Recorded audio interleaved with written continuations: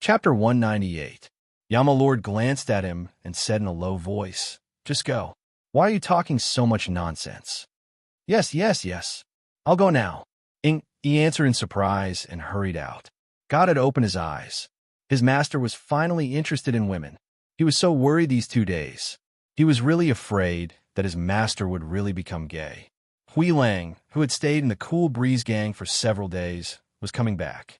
Seeing Yi grinning foolishly, he was a little surprised. He stopped him and asked, "What's wrong? Why are you so happy?" "Oh, you're back. Is the Cool Breeze gang comfortable?" Yi asked jokingly. Hearing him mention it, Hui Lang's face darkened. "Don't mention the Cool Breeze gang to me." Then he glanced at him and asked, "You haven't told me yet. What makes you so happy?" Hey, let me tell you. My master asked me to go to the beauty restaurant and arrange 2 beauties to be sent there at night." He came forward and said with a happy face, "Women?" Hui Lang looked at him with astonishment. "My master asked you to arrange 2 women to serve him? Did I hear it wrong?" "It's true. I think my master is enlightened." Grey Wolf's face was full of disbelief as he asked, "Did anything special happen in the past few days when I was away? My master, did he get stimulated by something?" After all, their master couldn't even stand women getting close to him. How could he ask Yi to arrange 2 women? Could it be that his misogyny was cured? "Let's talk about it later. I'll go to the beauty restaurant and tell them." He patted him on the shoulder and strode to the beauty restaurant. In his opinion, it was a big deal to choose 2 beauties to serve his master at night. He couldn't be careless. At night, Fengjiu went out for a walk after dinner. When she came to the pavilion, she saw Yi leading 2 beautiful and enchanting women to the rockery. She was curious and shouted, "Yi!" Yi heard the voice and looked over. Seeing the young man in red, he couldn't help but grin. "It's the ghost doctor. What a coincidence." Fengjiu walked over and looked at the 2 beautiful women behind him. He asked, "How can there be 2 such beautiful women? Could she be one of the beauties in the beauty pavilion?" As far as she knew, there were only beauties in the beauty pavilion in this Yama Tower. The other places, even the main courtyard of the Yama Lord's courtyard, were all served by shadow guards. It was rare to see such a woman walking around. He, as expected of the ghost doctor, you guessed it right. He seemed to want to explain. After looking at the 2 beautiful women behind him, he said to Fengjiu, "These 2 are the new beauties of Beauty House. Master ordered me to bring them over to serve him." Serve in bed?" Fengjiu widened his eyes in astonishment and said with a strange expression, "2 at once? Can your master take it?" Hearing this, Yi was displeased, and his face darkened. "What do you mean by that? Look at my master's strong and healthy body. Do you think he's a useless man?" Hearing this, Fengjiu's mouth twitched. He was speechless for a while.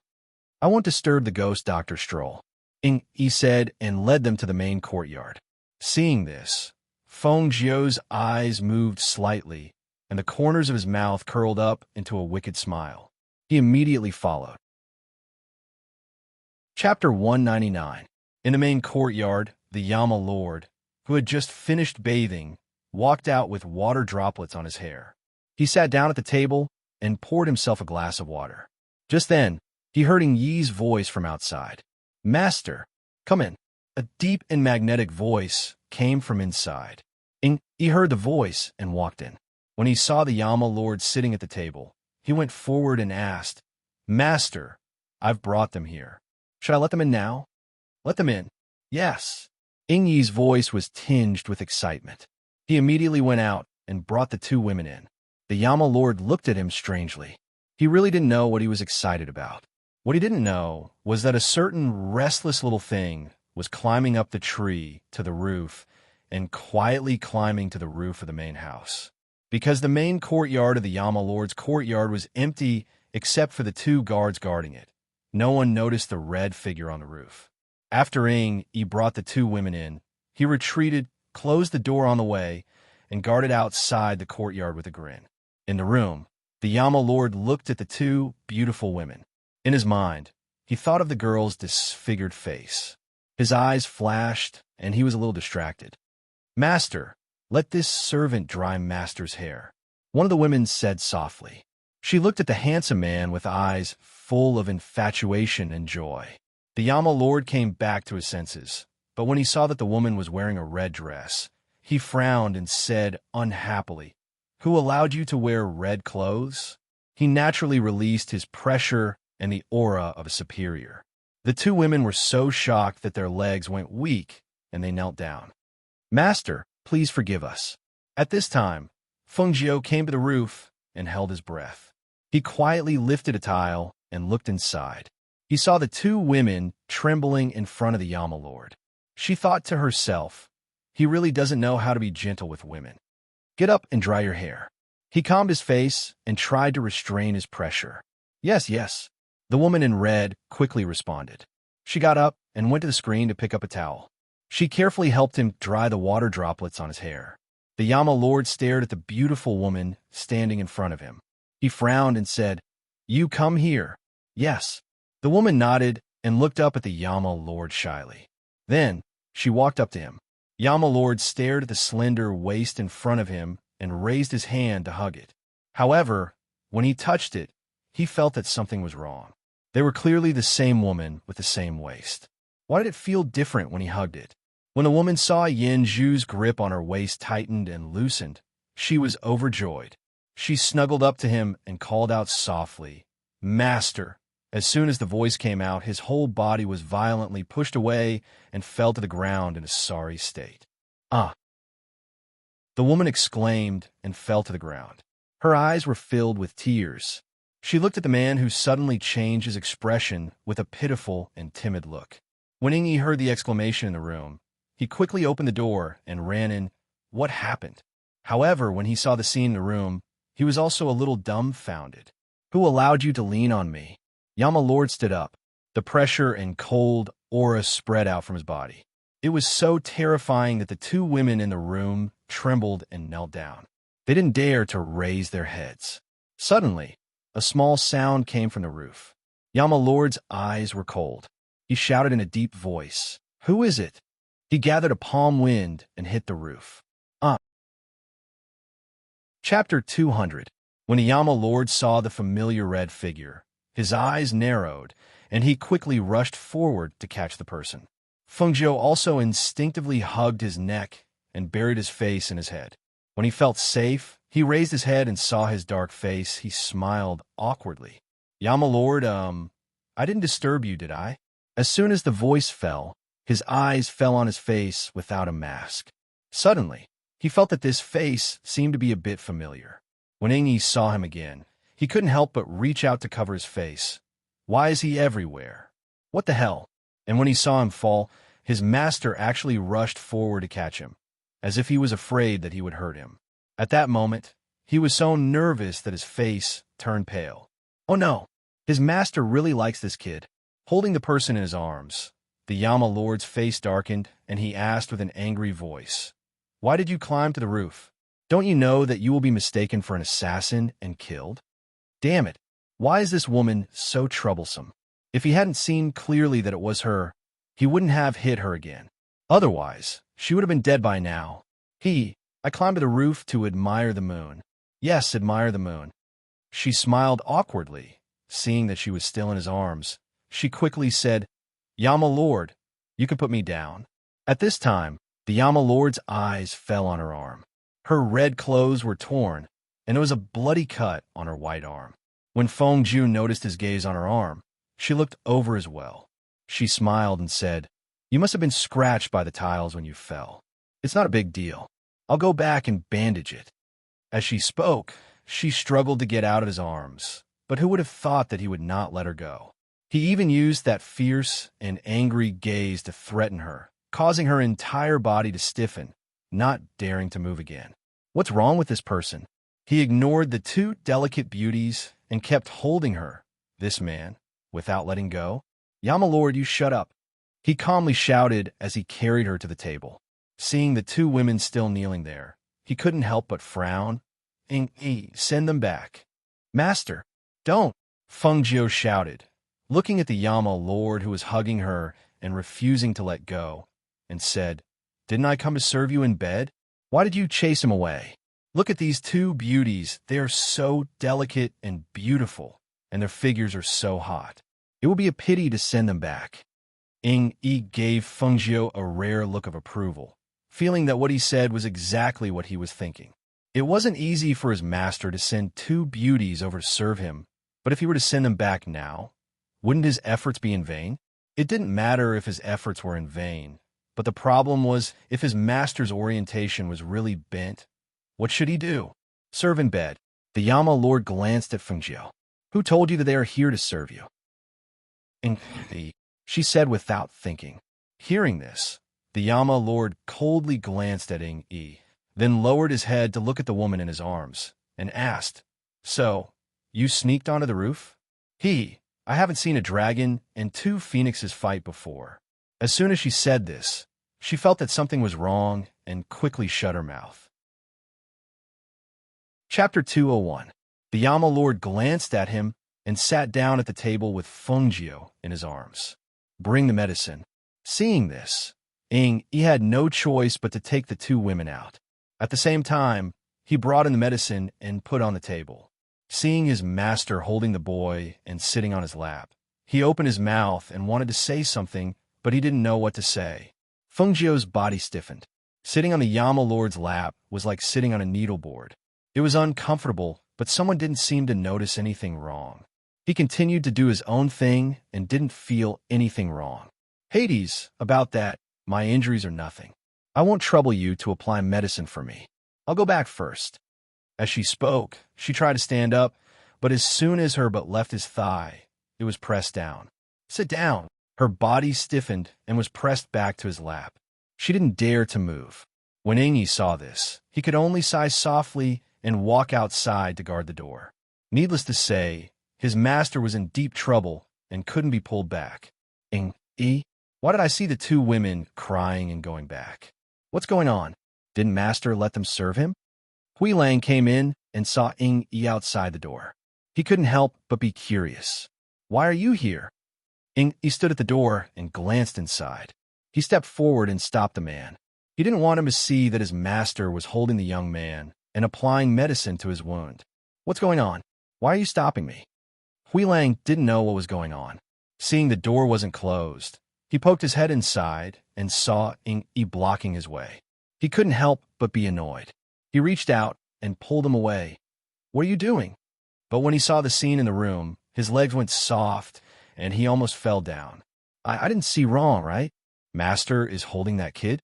He grabbed Yi's clothes with one hand, his eyes wide with shock. He pulled him outside to prevent his master from hearing him. Even if you saw it, pretend you didn't see it. Go back to where you came from. Master doesn't have time to see you now. No, they don't ask me. I don't know anything. He pursed his lips and went back to guard the door with a dark face. In the room, Fengjiu looked at the extremely ugly bandage on his forearm. The corners of his mouth couldn't help but twitch. He turned his head slightly and looked at the unmasked Yama Lord at such a close distance. The more he looked, the more he felt that he had seen him before. Yama Lord, have we not met before? Hearing this, the Yama Lord suddenly remembered that he had not put on his mask after the shower. His eyes flashed with a faint light. He looked up at her and did not intend to withdraw his hand from her waist. Instead, he diverted his attention and asked, How long do you plan to put this on your face? Fengjiu was stunned for a moment. Thinking of the black and green ointment on his face, he grinned. It should be done in a few days. In a few days, her beautiful face will be restored. Just thinking about it made him excited. Looking at her smiling eyes, the faint smell of medicine that belonged to her body rushed into his nose. With a soft and warm body in his arms, his eyes gradually darkened. His throat moved up and down, and he felt a fire in his body. He didn't feel anything for anyone, but for her, he had an incomprehensible impulse. What does it feel like to be excited? Perhaps he already knew. Chapter 202. The Yama Lord's gloomy eyes fell on her pink lips. Seeing her moist lips blossom into a devilish smile, he couldn't help but feel his heart stir. He looked at her teasing expression and said in a low and hoarse voice, I feel like I can't bear to let go. Hearing this, Fengjiu, who originally wanted to tease him, twitched her mouth. Seeing his handsome face getting closer and closer, she fiercely broke free from his hand and jumped up. She retreated from his side and stared at him vigilantly with a face full of anger. "Yama Lord, I'm not gay. Even if you want to harm me, you can't harm me. I'm still young. I'm only 15 years old. I'm just a flower bud waiting to bloom. I can't withstand your devastation." Outside the door, Yi heard this and nodded with tears in his eyes. He thought to himself, that's right. Master, even if you're gay, you can't pick this boy. What's so good about this brat? He's crafty, strange, and disfigured. If you really like him, it's not you who's going to ruin him. It's him who's going to ruin you. Hearing his words, a few black lines appeared on Yama Lord's forehead. Love of men and women? Who said he's gay? What kind of nonsense is this woman thinking all day long? Seeing her face full of fear and wariness, his heart gradually calmed down. He relaxed his expression and looked at the woman with a face full of annoyance. His voice was cold and carried a bit of gritting teeth. "You're thinking too much. I don't have any bad habits." When he said this, would Fengjiu believe him? The answer, of course not. So, as she moved out, she smiled and said, "Actually, I also think that you don't have any bad habits. He also said that you're definitely a good-looking and useful man. Otherwise, he wouldn't have gotten you two beauties at once, right?" Hearing this, Yi, who was outside the door, burst into tears. "I say, little ancestor, can you not drag me into everything you say?" The Lord of Hell did not move from his seat. His finger tapped the edge of the table from time to time. He watched as the woman took small steps to the door and ran out of the room. "It's getting late, so I won't disturb the Yama Lord's rest." As soon as he finished speaking, he had already disappeared without a trace.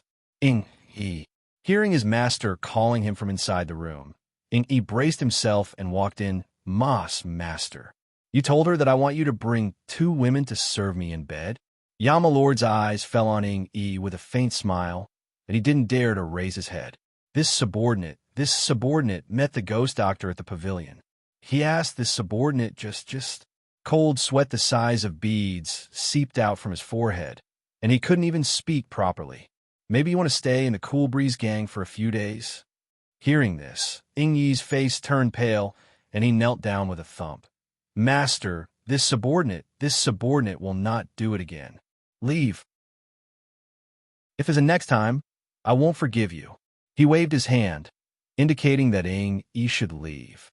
Yes, he secretly breathed a sigh of relief and quickly got up to leave. After he left, he couldn't help but frown when he thought of how that woman avoided him like he was a snake. He touched his chin and thought to himself, could it be that she doesn't like my appearance? It shouldn't be. He was very confident in his appearance. But if that's the case, why didn't that woman buy it? Chapter 203. After returning to her room, Fengjiu lay on her bed.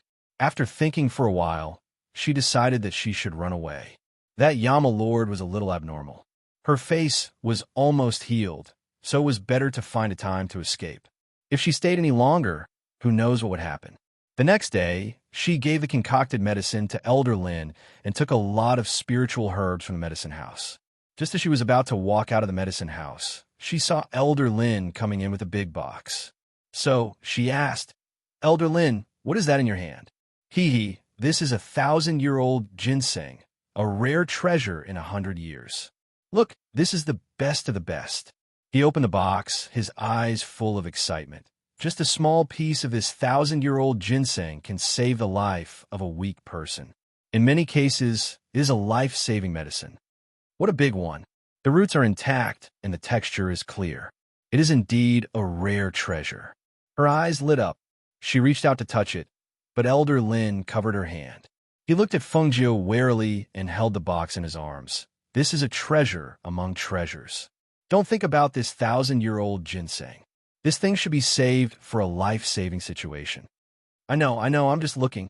She smiled embarrassedly, but in her heart, she was thinking that when she was about to leave, she must steal this 1,000-year-old ginseng. For the whole day, she avoided the Yama Lord and tried her best not to meet him. Until the night deepened, She calculated the time and walked to the hot spring at the back of the mountain. She planned to soak in the hot spring tonight. When the Yama Lord went out or was not around, she would quietly leave. After taking off her clothes, she tied a thin veil around her body and carefully walked into the hot spring. The hot spring at the back of the mountain was deep. She could only walk along the edge and sit down in the water. Leaning on the edge, she sighed, "It's so comfortable." Because the night was getting darker, the sky was dotted with stars. It was very beautiful. "If you want to soak in the hot spring, why didn't you call me?" The sudden voice scared her so much that she almost jumped up. However, when she remembered that she was only wearing a thin veil, she immediately sank back into the water. She looked angrily at the person who had walked out from the shadows. "Why are you here?" The Yama Lord walked out with his hands clasped behind his back. He wasn't wearing a mask, and his face was as handsome as a god's. However, his deep gaze was fixed on the woman in the water. When his gaze landed on her smooth shoulders, he didn't look away. Instead, he openly admired her. Speaking of which, this was the second time he had seen her in the water. Last time, he didn't have any other thoughts in his mind, so he didn't pay much attention to it. But looking at her now, he felt that the woman in the water was as beautiful as a painting under the moonlight. Even if her face was still covered with the ointment, it still did not affect her beauty in his eyes. He clasped his hand behind his back and stood by the edge of the hot spring. Looking at the woman curled up in the water, a faint smile appeared on his handsome and resolute face. "This is Ben Jun's place. What's so strange about Ben Jun appearing here?" As he spoke, he took off his boots, undid the jade belt on his waist, took off his outer clothes, and then took off his inner clothes, revealing his strong and sexy upper body. Looking at the man who was reaching for his trousers to take off his trousers, she suddenly became nervous and stuttered. Chapter 204. "I'm taking off my clothes. Didn't you see it?" His voice was low and magnetic. If one didn't pay attention, they wouldn't have noticed that there was a hint of a smile in his voice. She glared at him angrily and said, "Of course I know you're taking off your clothes. I'm asking why you're taking off your clothes." "To soak in the hot springs, of course," he answered matter-of-factly. "Can't you see that I'm soaking in hot springs?" she asked through gritted teeth. "We're all men. What's wrong with soaking in the hot springs together?" He raised his eyebrows and smirked. Hearing this, Fengjiu almost jumped up and scolded him. "What do you mean we're all men? What do you mean it's okay to soak in the hot springs together? I'm not wearing any clothes, okay?" She's already curled up into a ball. What would happen if he got into the water? But at that moment, she saw him take off his trousers and was about to take off his underwear. Seeing this, her heart tightened. She should have looked away, but her eyes seemed to be attracted by a magnet. She stared straight at him. Seeing her staring at his movements without avoiding his gaze, the corners of King Yan's lips curled up slightly. His hand on his pants paused for a moment, and he said in a good mood, "I heard from Grey Wolf that the last time you treated him, you only pierced the acupuncture points on his waist. What else?" She rolled her eyes, but as soon as she finished speaking, she remembered what he said and his strange expression. She couldn't help but be startled. She asked, "Don't tell me you think I've seen him naked?" Seeing that he didn't say anything, she couldn't help but laugh out loud. "Heavens, why would you think that? You actually think I'm that perverted?" Seeing him stare at her with a faint smile, she smiled embarrassedly. "All right, although I'm quite perverted, I'm also very picky, okay? Like Hui Lang, I'm not interested even if he's naked." "Oh? Then what about someone like me?" Hearing this, the corners of her mouth twitched. "Yama Lord, I remember you saying you don't have any bad habits?" A man's words really couldn't be trusted. This guy was obviously in heat. Could it be that spring is coming? Even Yama Lord's heart is beginning to ripple. "That's right, I'm very normal." He stared straight at her, and his lips curled into a wicked smile. Without warning, he took off his pants and stood naked by the hot spring. Looking at the woman whose expression had changed, he felt inexplicably happy. She cried out instinctively, but as soon as she said that, she smiled embarrassedly. Especially when she saw the man walking into the hot spring, she became even more nervous. With one hand covering half of her body with the gauze, she reached out to the side, and touched her clothes with the other, intending to slip back. However, the low voice that followed caused her to freeze, and she helplessly withdrew her hand. "If you want to play hide-and-seek with me in the water, I'll be happy to accompany you." The low voice came lazily, but it made Feng Jiu so angry that she gritted her teeth. She stared at the man who sank into the water and sat down with his hands spread out. She only thought that if she could, she really wanted to punch him. The Yama King raised his eyebrows when he saw that she had shrunk back 3 meters away, looking as though she was angry but did not dare to speak. His handsome and resolute face was tainted with a wicked smile as his deep voice carried a hint of amusement. Chapter 205. Feng Jiu glanced at his proud expression and curled her lips. "It's not that great." "Oh, is that so? Perhaps if this lord comes closer, you'll be able to see it more clearly." He narrowed his eyes and leaned forward. Feng Jiu's expression changed when she saw this. She quickly raised her hand and shouted, "Stop, stop, stop. You don't need to come over. You don't need to come over. Your figure is very good. You're quite heavy. You're quite good.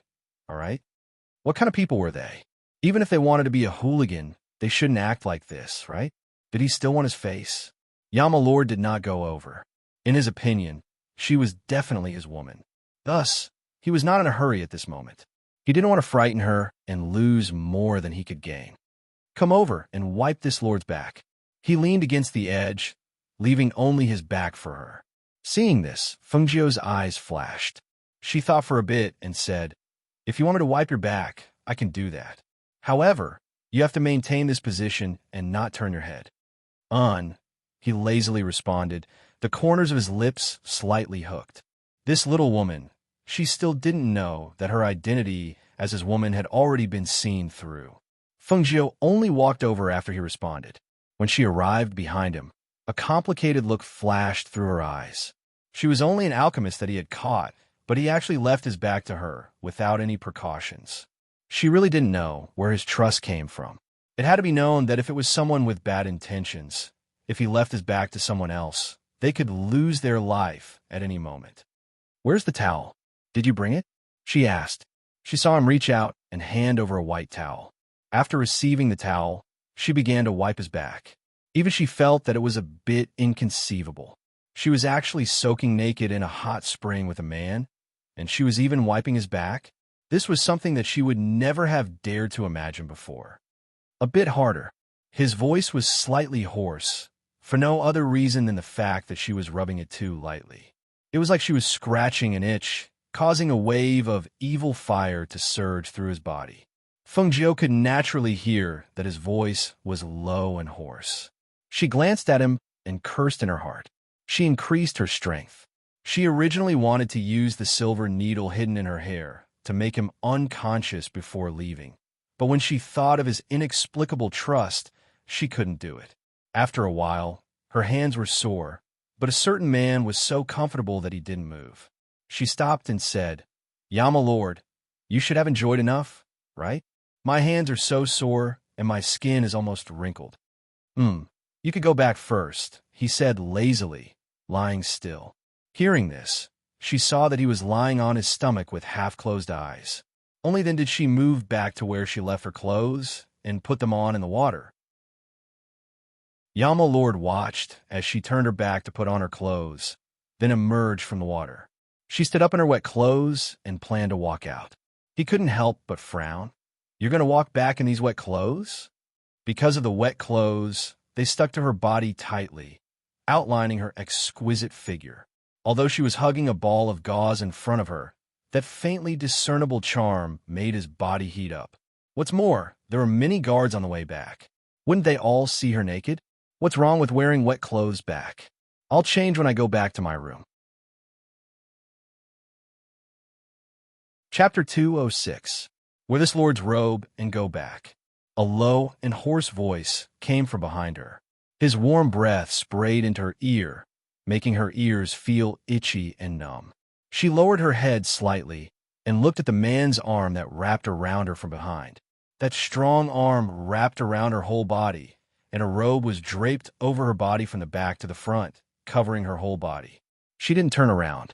Her body was slightly stiff, not only because he suddenly wrapped his arms around her and put on a robe for her, but also because the body that pressed against her wasn't wearing any clothes, okay? And thank you. She hurriedly responded and quickly walked out. This was the first time that she had to thank someone after being played by a hooligan. It was too sullen. Seeing her slightly flustered footsteps as if she was running for her life, the Yama Lord's lips curled up and he smiled happily. When Ing-yi, who was guarding outside the hot spring, saw the figure that hurriedly walked out of the hot spring, he couldn't help but widen his eyes and ask in astonishment, "You? Why did you come out from inside?" Fengzhou glanced at him and didn't say anything. He just tightened the robe on his body and then walked into the courtyard. "Oh, heavens! Did I see wrongly? He's actually wearing Master's robe?" He exclaimed and stared at the figure that disappeared into the night. He couldn't wait to go into the hot spring to see what was going on. But the hot spring was set up with an array, and he couldn't go in. Not long after, when he saw his master walk out wearing only his inner robe, he hurriedly went up and stuttered, Master, why did this subordinate saw the ghost doctor come out from inside? These two people, could it be that they were bathing like mandarin ducks in there? His master, who was as handsome as a banished immortal and as mighty as a god, was actually bathing like a mandarin duck with that weak and disfigured ghost doctor. Just thinking about that scene made his mouth twitch, and he didn't dare to think about it anymore. What a coincidence. She's also bathing in the hot spring. The Yama Lord smiled and walked into the courtyard. He looked at the sky, speechlessly. Was it a coincidence? Was it really a coincidence? His master usually wouldn't come to the hot spring at this time. Looking at his master's amorous face, he didn't think that his master didn't have a premeditated plan. Back in the main courtyard, the Yama Lord went into his room while the Shadow One stood guard outside. However, his heart was not calm, so he was a little absent-minded while standing guard. He did not even notice Hui Lang coming to his side. Why have you been so distracted these past 2 days? Hui Lang patted Ing-yi's shoulder and asked with some confusion. Ing-yi glanced at him. He didn't want to tell him, but after thinking for a while, he glanced at the closed door and asked in a low voice, Hui Lang, how many days have you been in the Cool Breeze gang? Did you really see a man seeking pleasure with a prostitute? Yes. Hui Lang nodded. Thinking about how someone had touched his abs, he got goosebumps all over his body. Then how do men and men do that? Why are you curious about this? Hey, why don't you tell your master to go to the Cool Breeze gang to broaden your horizons? Hui Lang smiled maliciously. He ignored his teasing and said in distress, I'm very worried about my master now. What do you mean? Hui Lang was stunned and puzzled. Don't you see that my master is very special to the ghost doctor? Tonight, they were bathing in the hot spring together at the back of the mountain. You didn't see the amorous look on my master's face when he came out. Alas, I'm really afraid that something will happen if it goes on like this. Chapter 207. Amorous Feelings? A deep and magnetic voice came into Ing-yi's ears. Ing-yi froze when he saw Hui Lang bowing his head and standing there respectfully. He couldn't help cursing in his heart. You're not my brother. Why didn't you remind me when your master came? Then he turned around and saw his master's enlarged face. He twitched his stiff mouth and said, My master, is amorous feelings written on my face recently? Yama Lord squinted at him. His majestic and cold eyes fell on Ing-yi, which inexplicably made him worried. No, that's not it. He lowered his head, looking terrified. I seem to hear that you are very curious about men. In that case, Hui Lang, send Ing-yi to the Cool Breeze gang and let him observe for 3 days. Then he turned around and went back. My master, Ing-yi cried at Yama Lord's back with a sad face. I'm not interested in men, and I'm not curious about men. I don't want to go to the Cool Breeze gang. Don't shout. Master never takes back his words. Let's go straight. I'll personally send you off. Ha ha ha. Grey Wolf laughed out loud, taking pleasure in his misfortune. He patted him on the shoulder and pulled him out. Ing-yi stared at him and said angrily, Hui Lang, you did it on purpose, didn't you? I kept winking at you. You didn't realize it yourself. Who's to blame? Well, my master treats you very well. I was sent to the Cool Breeze gang last time and didn't have the chance to observe. You're different this time. Observe carefully, and you won't ask such questions in the future. In this way, he was sent to the Cool Breeze gang less than 2 days after Hui Lang came back. And all this had nothing to do with Fengjiu in the courtyard. She was now preparing to escape. At noon the next day, Hui Lang came to Fengjiu's courtyard. He knocked on the door and said, "Dr. Ghost." Fengjiu opened the door and walked out. Seeing Hui Lang, he was a little surprised and asked, "What's the matter?" This Hui Lang actually dared to look for her? Wasn't he afraid that she would give him another injection? "Master wants you to have a meal with him." He looked at the black and green face in front of him. He really couldn't understand why his master wanted him to accompany him for a meal. Hearing this, she smiled sheepishly. No need. Just tell him that I've already eaten." With that, she retreated and closed the door. Seeing this, Hui Lang frowned, but he didn't dare to forcefully take her there. Thus, he went back to report to his master. Meanwhile, in the main courtyard, after hearing Hui Lang's report, the Yama Lord's face darkened. This woman is avoiding me. Seeing that his master's expression was not very good, Hui Lang did not dare to open his mouth and stood at the side in a well-behaved manner. At this moment, a black-clothed cultivator hurried in from outside and bowed on one knee. "Greetings, master." The Yama Lord glanced at him and asked, "Why are you back?" "Master, I've caught the man, and he's waiting for you to interrogate him." Hearing this, the Yama Lord's deep eyes narrowed. He immediately stood up and said, "Lead the way." When Fengjiu heard that the Yama Lord was going out, in the evening, after Elder Lin finished counting the herbs, he took the 1,000-year-old human spirit and directly put it into his space. Then he swaggered out, stepped into the array, and quietly left Yin Lu.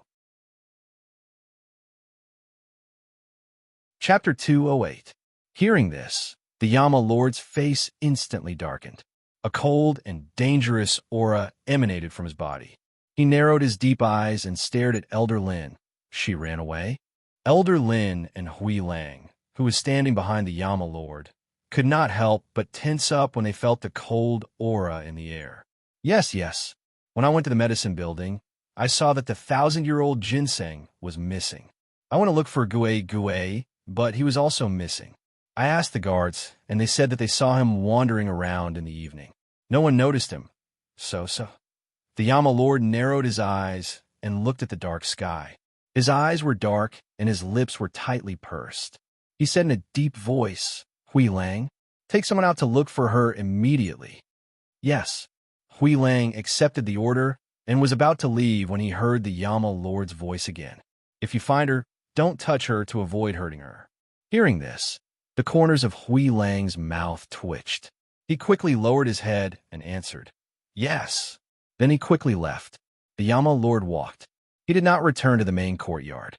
Instead, he went to the courtyard where Fengjiu lived. Elder Lin, who was following behind him, saw this and opened his mouth. He could only silently retreat. The Yama Lord opened the door and looked at the empty room. His eyes darkened. There seemed to be a lingering medicinal fragrance in the air. He walked around the room. When he came to the side of the room, he touched a piece of paper that was pressed under the pillow. He stepped forward and took it out. When his eyes fell on the paper, he could not help but curl his lips. A rare gentleness appeared on his handsome and resolute face. A woman with perverted thoughts, but no guts. On the paper, there were 2 people clearly drawn. She was dressed in men's clothes. Her index finger gently lifted the naked man's chin, and the other hand fell on his abdominal muscles. Her eyes were looking outside the paper, full of provocation. Her eyes fell on the top of the 2 people's heads in the drawing. She could not help but whisper, "Yama Lord Xiaoshuo? Ghost Dr. Xiaoshuo? This woman is really asking for a beating." He laughed and scolded in a low and deep voice. In his heart, he hoped to see her immediately. A feeling called longing rose uncontrollably in his heart, and he was unable to extricate himself from it. However, a feeling arose in his heart. He felt that if she ran away this time, the people he sent out would not be able to catch up to her. After all, that woman was as cunning as a fox and tricky. If he let her run away, it would be difficult to catch up with her again. It was only at this moment that he realized that other than knowing that she was called the Ghost Doctor, he didn't even know her name. If Hui Lang and the others couldn't get her back, then it would be difficult to find her again in the future. Just as the Yama Lord had expected, Hui Lang came back with his men at dawn. He braced himself and reported, "Master, your subordinate has been searching for the Ghost Doctor all night. I'm afraid that she has escaped." The Yama Lord's eyes darkened. This answer was within his expectations. Tell the people of Yin Palace to pay attention to the rumors outside. If they hear any news about the Ghost Doctor, report back immediately. Yes, Hui Lang respectfully replied and went to pass down the instructions. The Yama Lord stood in the courtyard with his hands behind his back. He looked at the sky, and the corners of his lips curled slightly. He softly muttered, "We will definitely meet again." At this moment, Feng Jiu, who had been unsuccessfully searched for the entire night by the people of Yin Palace, was climbing up the hill with her face covered in dirt. As she walked, she looked at the forest in front of her and laughed excitedly. "Ha ha! I finally climbed out. Ah!" Chapter 209. Amen. She rolled from the top of the hill to the bottom of the hill until she crashed into a tree before stopping. That pain made her groan as she fell onto the ground and couldn't get up for some time. Until after a while later, she heaved a sigh of relief as she laid on the ground and looked up at the sky, feeling that it wasn't easy for her to escape from Yin Dian. When she ran out of Yin Dian's array, she then realized that there were mountains on 3 sides, and there was only one way out. If she wanted to escape, she naturally couldn't run through that path, so she directly climbed over that mountain. After another night, she walked past several arrays and a barrier before she finally reached here. Luckily, she had used her spiritual energy to break open the seal on her profound energy last night, otherwise she would probably have been captured back. After resting for a while, she stood up and looked around her surroundings, and based on her feelings, she found a direction and continued walking. She intended to contact Lung Shuang after she got out, in case he was worried sick after not hearing from her for such a long time. But what she didn't expect was that she wasn't sure of her current position, so the following scene of danger made her dumbfounded. If she was high up in the sky, she would definitely see that the surrounding 100 miles around her was a forest. Want to walk out? Ha! Without 7 to 8 days, don't even think about it. Walking alone in the forest, she looked left and right and felt that this place was a little strange. Every once in a while, there would be a small colored flag stuck in a place, and after walking for a while, some arrays would appear. Some arrays even contained dangers, while some were just some maze arrays. Strange. What exactly is this place? She murmured as she walked. Suddenly, she saw 2 young men who were supporting each other and panting as they sat down under a tree. Her eyes lit up, and she quickly walked up to them. "Young masters, may I ask?" Before she could finish her sentence, the 2 of them heard her voice and almost didn't even look at her as they speedily scurried towards the other side. She was stunned for a moment. She had walked for half a day before she met these 2 people, so she couldn't let them run away. Hence, she chased after them while shouting, "Hey, young masters, don't run. I'm just here to ask for directions." However, it would have been better if she didn't shout. The moment she shouted, the 2 of them ran even faster. Huff! What the hell? She frowned and exhaled. Looking at the 2 figures, she did not chase after them. Instead, she followed behind them at a leisurely pace. She thought, if I follow them, I'll be able to get out of here, right? However, she wasn't anxious, but the 2 young men were. "Which faction is that person from? Why have you been following us for so long? What is he trying to do?" One of them was sweating profusely and had a panicked expression on his face. When he looked back, he saw that the red figure was still slowly following behind him about 30 meters away. He could not help but cry. "Phew, I can't run anymore. If I die, so be it," another chubby young man said as he sat on the ground. He stared at the Feng Jiu behind him and shouted, "Which faction are you from? You've been with us for so long. It's enough." Seeing that they had stopped running, Feng Jiu quickly walked over. Looking at the 2 vigilant youths, he grinned and said, I'm just here to ask for directions. Why are you running? WH what? Asking. Asking for directions? Chapter 2:10. What is this place? Fengjiu looked at them in confusion. I saw colorful flags in the forest, and after walking for half a day, I still couldn't get out. What the hell is this place?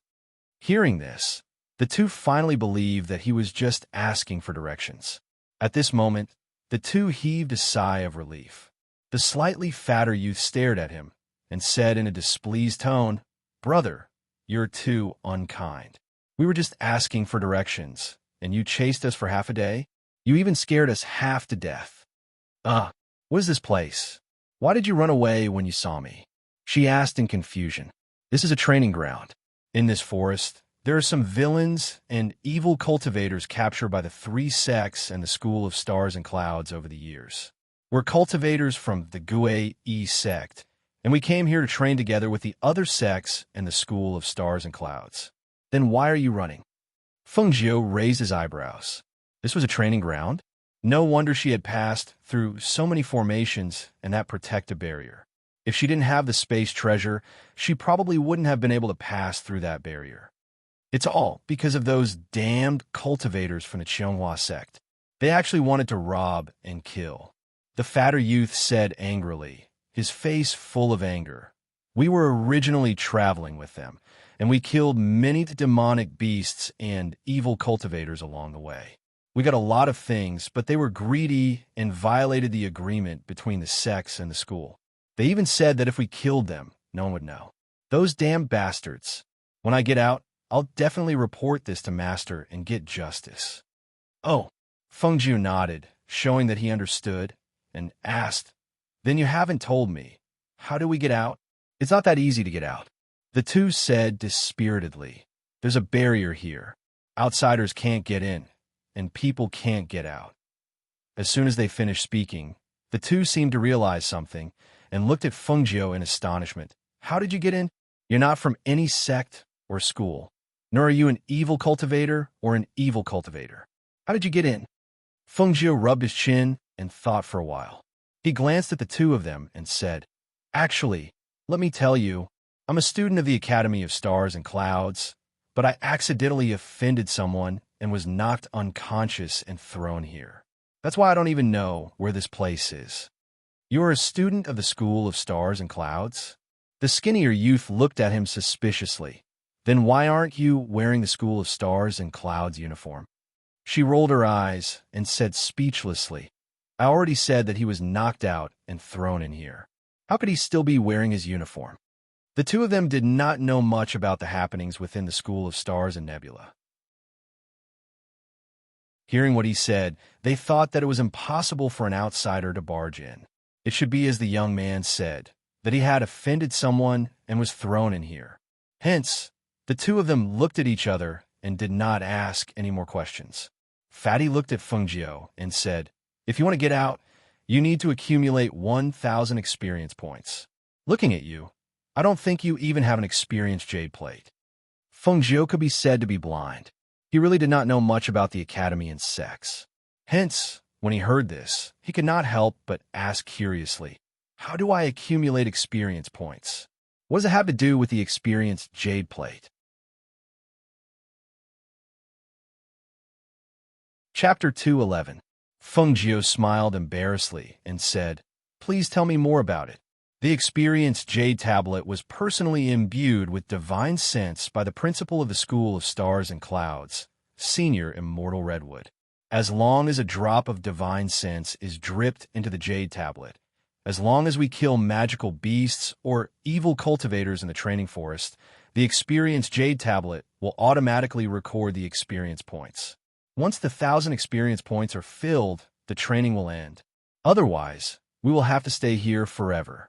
At this point, the fat youth paused and said, "But killing a level 1 to 2 magical beasts only gives 10 experience points.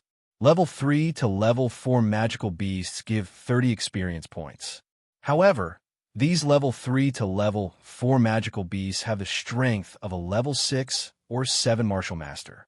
Just like this, how many do you think we need to kill to accumulate 1,000 experience points?" Feng Jiu was stunned when he heard this and asked, "Then there are no magical beasts that give a lot of experience points?" "Hey, look, this is a new bee, right?" The fat youth nudged his companion beside him, and the two of them grinned. "Newbie?" Feng Jiu raised his eyebrows. He thought to himself, "She really is a newbie. Looks like I have to go back and cram some knowledge about the sects and schools of the Green Soaring Kingdom. Let me tell you, brother, you better pray that you don't meet any magical beasts of level 5 or above, or evil cultivators of the Great Soul Master level. Otherwise, you will only die. How can you talk about experience points? Also, you can't steal experience points. You can only steal the valuable items from the magical beasts that you kill." Hearing this, Feng Jiu asked again, "Then how much experience do magical beasts of level 5 and above and evil cultivators of the Great Soul Master level give?" 100 experience points. But let me tell you, if you meet them, run away immediately. Don't fight them head-on. Look at us, two peak soul masters, being forced to such a miserable state. You know that this place is not fun. As the fat youth spoke, he took out a white jade tablet from his sleeve and handed it to Feng Jiu. "This is for you. I begged my master for a long time to get this extra one. Keep it on you in case you lose it." Receiving the white jade token, Feng Jiu revealed a smile. "Many thanks. May I know how to address you two big brothers?" "Haha, I haven't introduced myself yet. I'm Kai Yong, nicknamed Fatty. You can just call me Fatty," Fatty said with a smile. "My surname is Chun, and my name is Shuahai. I'm from the same sect as Fatty." The skinny youth said, "Me? He." She narrowed her eyes and smiled. She looked at the two of them and said, "My name is Feng Jiu. You can call me Xiao Jiu." "Hee, I didn't expect you guys to be so free.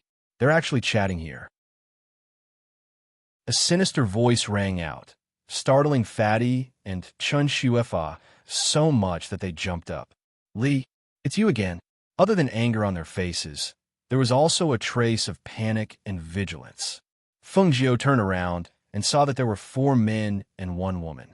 They were all wearing the same white robes. The man in the lead looked to be around 20 years old, but his strength was already that of a level 2 Great Soul Master. As for the 3 people behind him, their strength was also that of a peak Soul Master. The difference in strength between them and the fat youth was obvious. It was no wonder that the two of them were so panicked when they saw these people. Chapter 2:12. I didn't think that we would meet again so soon. The man crossed his arms and looked at them. His gaze moved back and forth between the fatty and Chen Shuahai. Seeing that their faces were slightly pale and the fear in their eyes could not be concealed, he could not help but reveal a malicious smile. "It seems that you also know that you can't escape." "That's right. How can 2 cultivators at the peak of spiritual master be a match for us?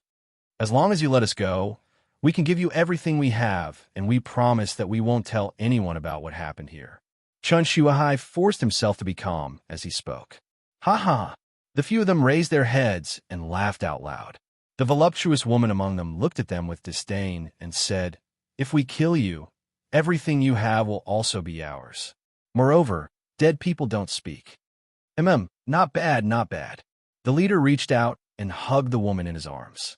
Looking at the ugly expressions of the 2 people, a dark light flashed across his vicious eyes as he said, "However, I can give you a way out." He paused and looked at the hopeful gazes of the 2 people. He smiled evilly and said, "As long as you kill each other, then I can let the one who is still alive go. Furthermore, I won't chase after you anymore. What do you think?" When Feng Jiu heard this, she raised her eyebrows and glanced at the vicious gaze. Then she looked at the fatty and Chun Shuahai. She also wanted to know what the 2 of them would choose in this situation. "Don't you dare try to drive a wedge between us. We won't let you do as you wish." The fatty roared angrily. He clenched his fists and circulated the spiritual energy in his body. Even if he knew that he could not win, he had to fight. However, when he thought of the young man he had just met, he turned his head slightly and said in a low voice, "Xiao Jiu, quickly run for your life." However, the sinister man's words caused ripples in Chun Shuahai's heart. Perhaps he knew that he was going to die, so he placed his hand on his waist and struggled internally. He looked at the man, surnamed Li, and happened to meet his encouraging gaze. Chun Shuehai clenched his teeth and shouted loudly, "Fatty, I'm sorry." At the same time, he pulled out a dagger from his waist and stabbed it into the back of the fat man who had turned around to talk to Fengjiu. "Ah!" Fatty let out a cry of surprise as Fengjiu pulled him forward. He lost his balance and fell to the ground. Not only was the fatty stunned by this scene, even Chun Shuehai, who had stabbed with his dagger, was stunned. He looked at the red-clothed Fengjiu in front of him in astonishment. His lips moved, then he clenched his teeth and charged forward again with his dagger, stabbing at the fatty who had fallen to the ground. Seeing this, Fengjiu raised his eyebrows. The corners of his lips curled slightly as he lazily said, "Even if you kill fatty, they won't let you off." At this time, the fatty also came back to his senses. Seeing his brother holding a dagger and stabbing at him, his face was filled with grief and disappointment. "Ahai, how could you do this?" Although he had fallen to the ground in anger, he lifted his leg and kicked. That kick contained spiritual energy and forced the fatty to retreat a few steps. After failing to kill the fatty twice in a row, Chun Shuehai glared at Fengjiu in anger. As if he had lost his mind, he roared and charged at Fengjiu, who had his arms crossed in front of his chest as if it had nothing to do with him. Chapter 213. The people on the other side looked as if they were watching a good show. When the fatty saw this, he was shocked and quickly stood up. He angrily shouted, "Ahai! Quickly stop." Fengjiu was just a rookie who had just debuted. How could he be a match for Ahai, who was at the peak of the Spirit Master level? Thinking of this, he wanted to go forward and stop him, but the next scene shocked him so much that his jaw almost dropped. Fengjiu raised his eyebrows and glanced at the angry Chun Shuehai with a smile that was not a smile. When she saw him holding a dagger that was filled with spirit chi and stabbing towards her, she did not dodge and just stood there. However, when the dagger fiercely stabbed down, she saw Chun Shuehai lightly raise his hand and catch the other party's hand. "Kacha!" Hiss! Ah! The sound of sucking in air and screaming rang out. It cut through the air and entered everyone's ears.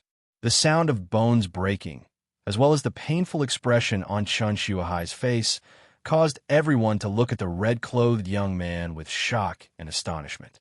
When they came into contact with the other party's indifferent and cold gaze that concealed a fierce killing intent, everyone was shocked. A feeling of coldness that penetrated their hearts rose from the soles of their feet to their hearts, causing them to involuntarily shiver. "Why do you want to kill me?" Fengjiu's indifferent words carried a bit of coldness. Her half-squinted clear eyes fell on the young man who was frowning in pain. She coldly said, "Although I'm just a rookie who has just debuted, it's not that easy to kill me. Do you know that? Rookie?" The corners of the mouths of the people on the side twitched. As they retreated, they vigilantly stared at the red-clothed youth and thought to themselves, "A rookie can restrain a peak Spirit Master cultivator with one hand? Don't lie. If he really was a rookie, his neck would have already been slit." Hiss! Ah! Chun Shuehai cried out in pain. He wanted to break free, but he found that he could not break free from the youth's grip. Even the moment he moved, his bones would shift, causing him to break out in a cold sweat. At this moment, he finally remembered something that they had neglected. This young man was able to follow behind them for so long. How could he be a rookie? Perhaps his strength was far above theirs. Yes, that must be it. Otherwise, why were they unable to see through his cultivation? At this moment, he regretted it.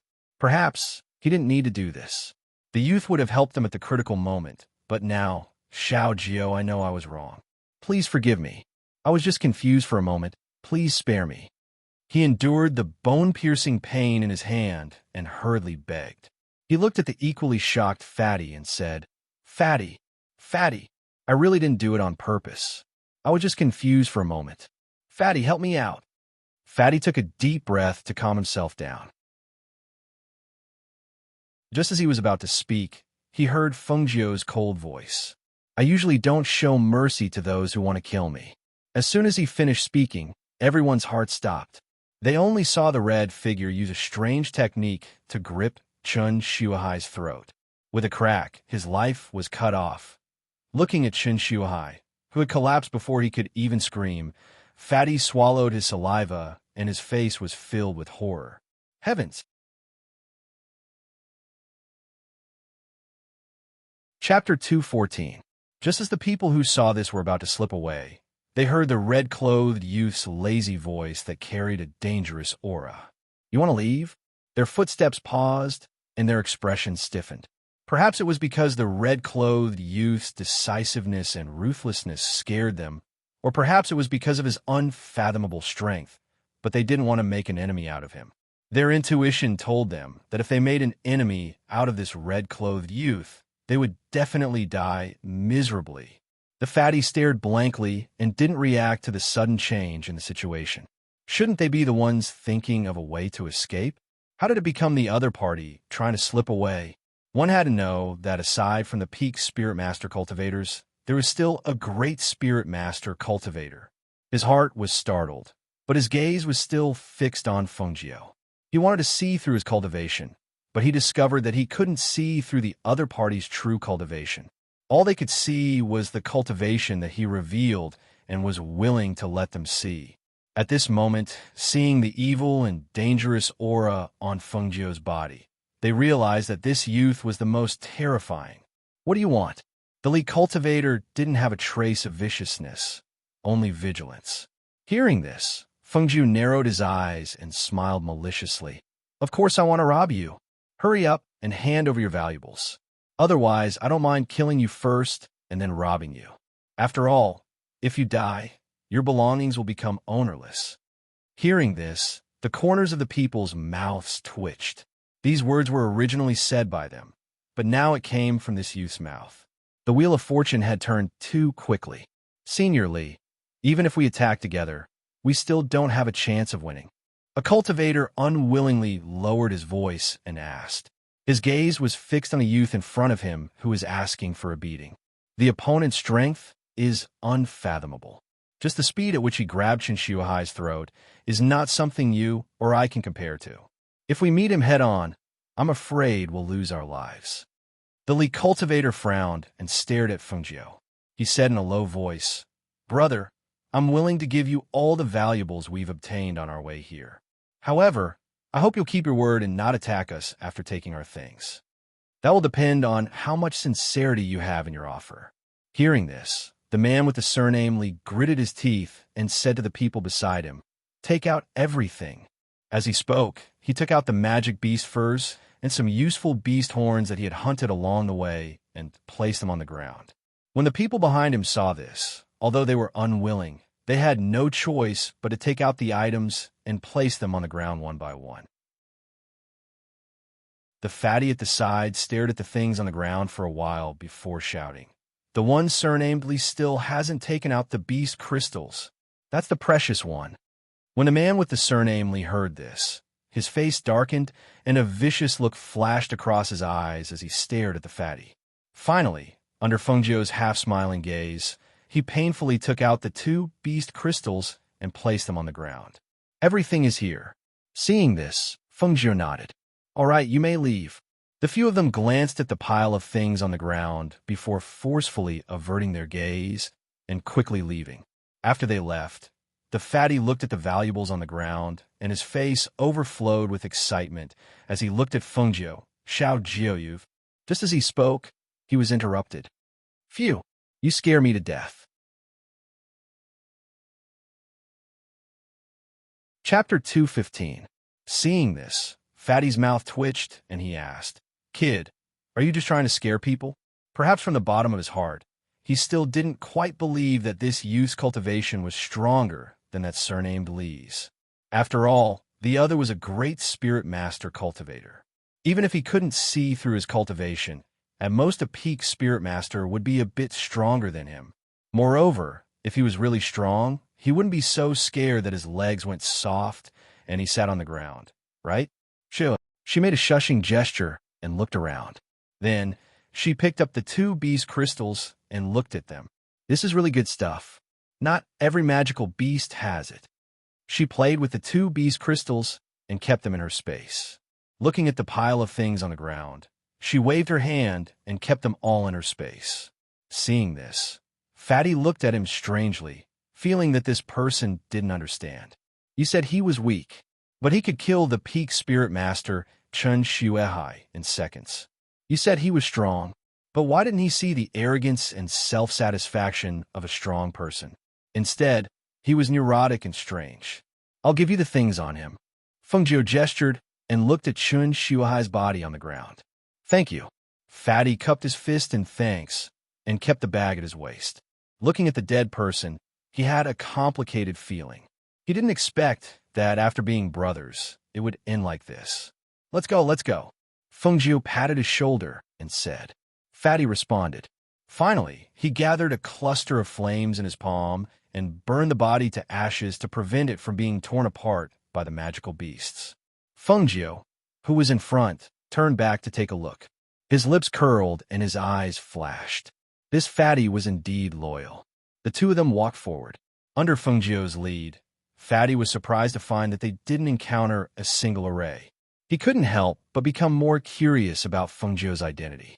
Xiaojiu, are you really an outer sect student of Star Cloud? Don't I look like one? She glanced at him and asked with a smile. The Fatty shook his head. It doesn't seem like it. Your strength should be above mine. Moreover, you're not inferior to a great spirit master. He paused and said, although I haven't been to the nebula, I know that with such strength, he's definitely a top student in the nebula. She grinned, but didn't say anything else. Fatty knew that he didn't want to talk about it, so he didn't ask anymore. It was only when a powerful aura suddenly hit them in the face that the two of them quickly retreated and stopped. What a strong fluctuation of spiritual energy. Seeing the fluctuations of spiritual energy and sword energy in the air, the Fatty exclaimed. He pondered and said, the disciples and students who came here to train can't have this kind of strength. I think they are villains or evil cultivators. Fengjiu looked at the aura in the air, narrowed his eyes, and said, wait for me here. I'll go ahead and take a look. With that, the red figure dashed forward, so fast that even the Fatty couldn't stop him. Ha ha ha. Those sects and the people from the nebula are all blind. They actually sent the famous left protector of Tianyuan Palace, Xianghua, in here as a spirit master level villain. 7 or 8 evil cultivators surrounded a bearded middle-aged man and laughed sinisterly. But that's true. Today's Xianghua is almost like a cripple. Otherwise, we wouldn't be able to meet you here. Ha ha! Fengjiu, who was in the dark, heard the evil cultivator's words, and his eyes moved slightly.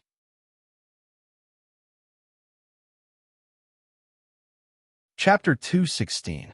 Her gaze fell on a middle-aged man called Xianghua. His clothes were tattered, his hair was messy, and his beard was unkempt. He looked like a homeless man. She sized him up and found that his cultivation was indeed only at the spirit master level. However, listening to the evil cultivators, it seemed that his original strength was not only that. Tianyuan Palace? She really did not expect to meet people from the Tianyuan Palace in such a place. There were 7 or 8 evil cultivators, and 3 of them were at the second stage of the Great Spirit Master level. She was curious whether Xianghua could survive. At this moment, the leader of the evil cultivators shouted, and the other evil cultivators instantly attacked Xianghua. The sharp sword in their hands emitted a strong aura of spiritual energy, which spread out in the surroundings. Sword chi whistled through the air, leaving sword marks on the ground. Fengjiu leaned behind a tree and watched. She found that Xianghua's strength was very solid. Although he was only at the Spirit Master level, he was not careless in dealing with the evil cultivators. His attacks were ruthless and accurate. Almost every evil cultivator of the same level would be killed within 3 moves. In the end, when he was surrounded by the 3-second stage Great Spirit Master evil cultivators, he gradually fell into a disadvantageous position. Xianghua's arm was cut by the enemy's sharp sword. Blood gushed out and dyed his sleeve. He did not have a long sword in his hand, so he could not resist the attacks of the Great Spirit Master evil cultivators. He could only retreat step by step until he picked up a long sword from the ground to meet them. However, his strength was there, and the enemy was 3 against 1.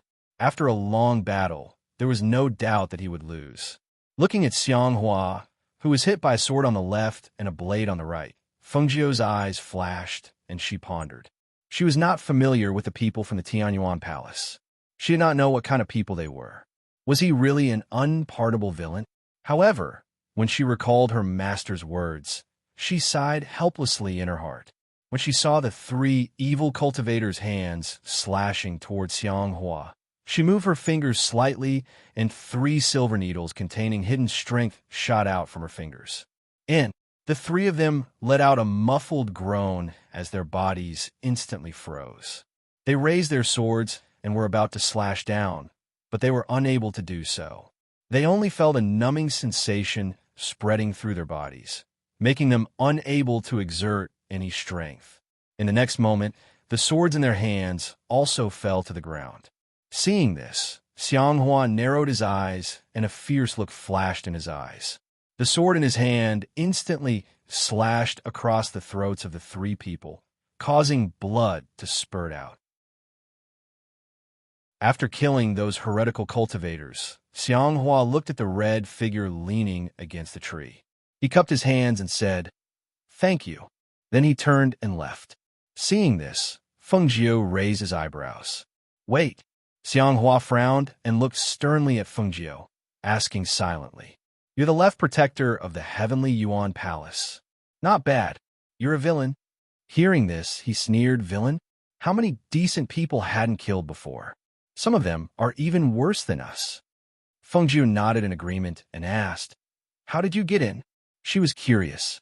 Xianghua clenched his fists. "It's none of your business. Anyway, I saved your life." She crossed her arms and leaned against the tree branch lazily. He was silent for a while before saying, "You were betrayed for a foundation-building pill. TSK, TSK. I didn't know you were so valuable."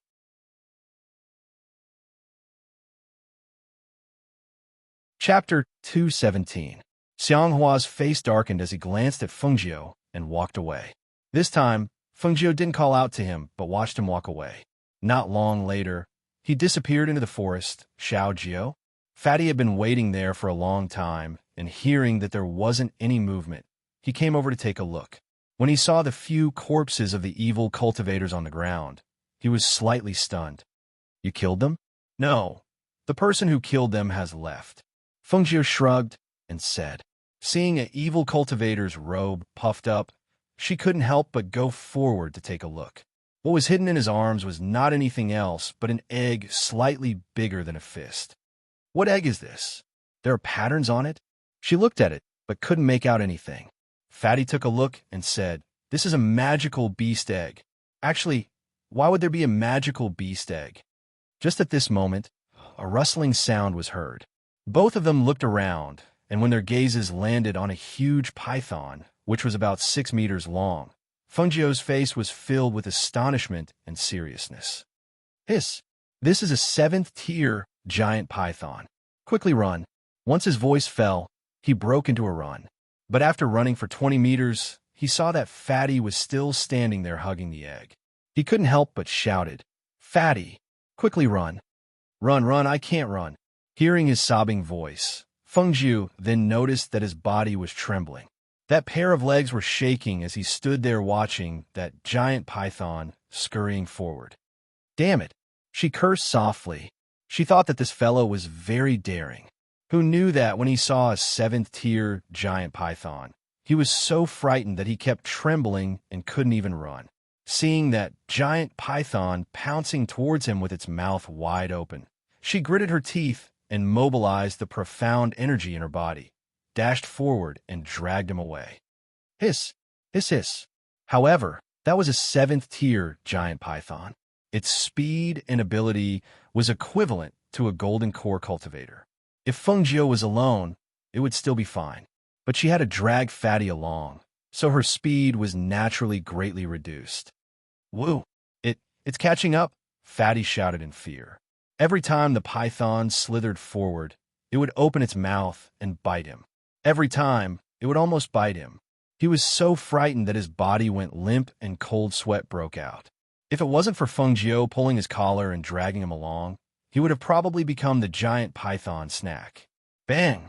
Bang bang! Hiss! Hiss! The serpent's body slammed into the ground, creating loud banging sounds. The ground shook from the impact. The moment the oppressive aura of a Class 7 demonic beast was released, some of the lower-ranked demonic beasts in the vicinity fled. Even the faces of some of the sect disciples and Star Cloud Academy members who heard the commotion changed drastically. With such a commotion, could it be that Class 7 Sacred Emperor Python? Damn it! Who was it that provoked that 7th Order Sage Emperor Python? That was a 7th-tier demonic beast with strength comparable to a Jindan cultivator. Isn't that courting death?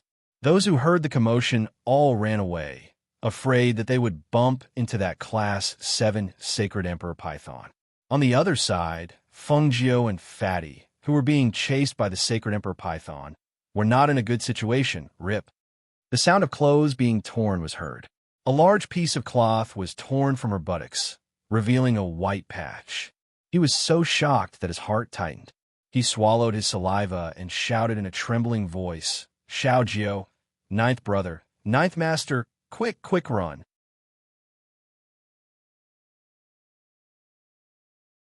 Chapter 218.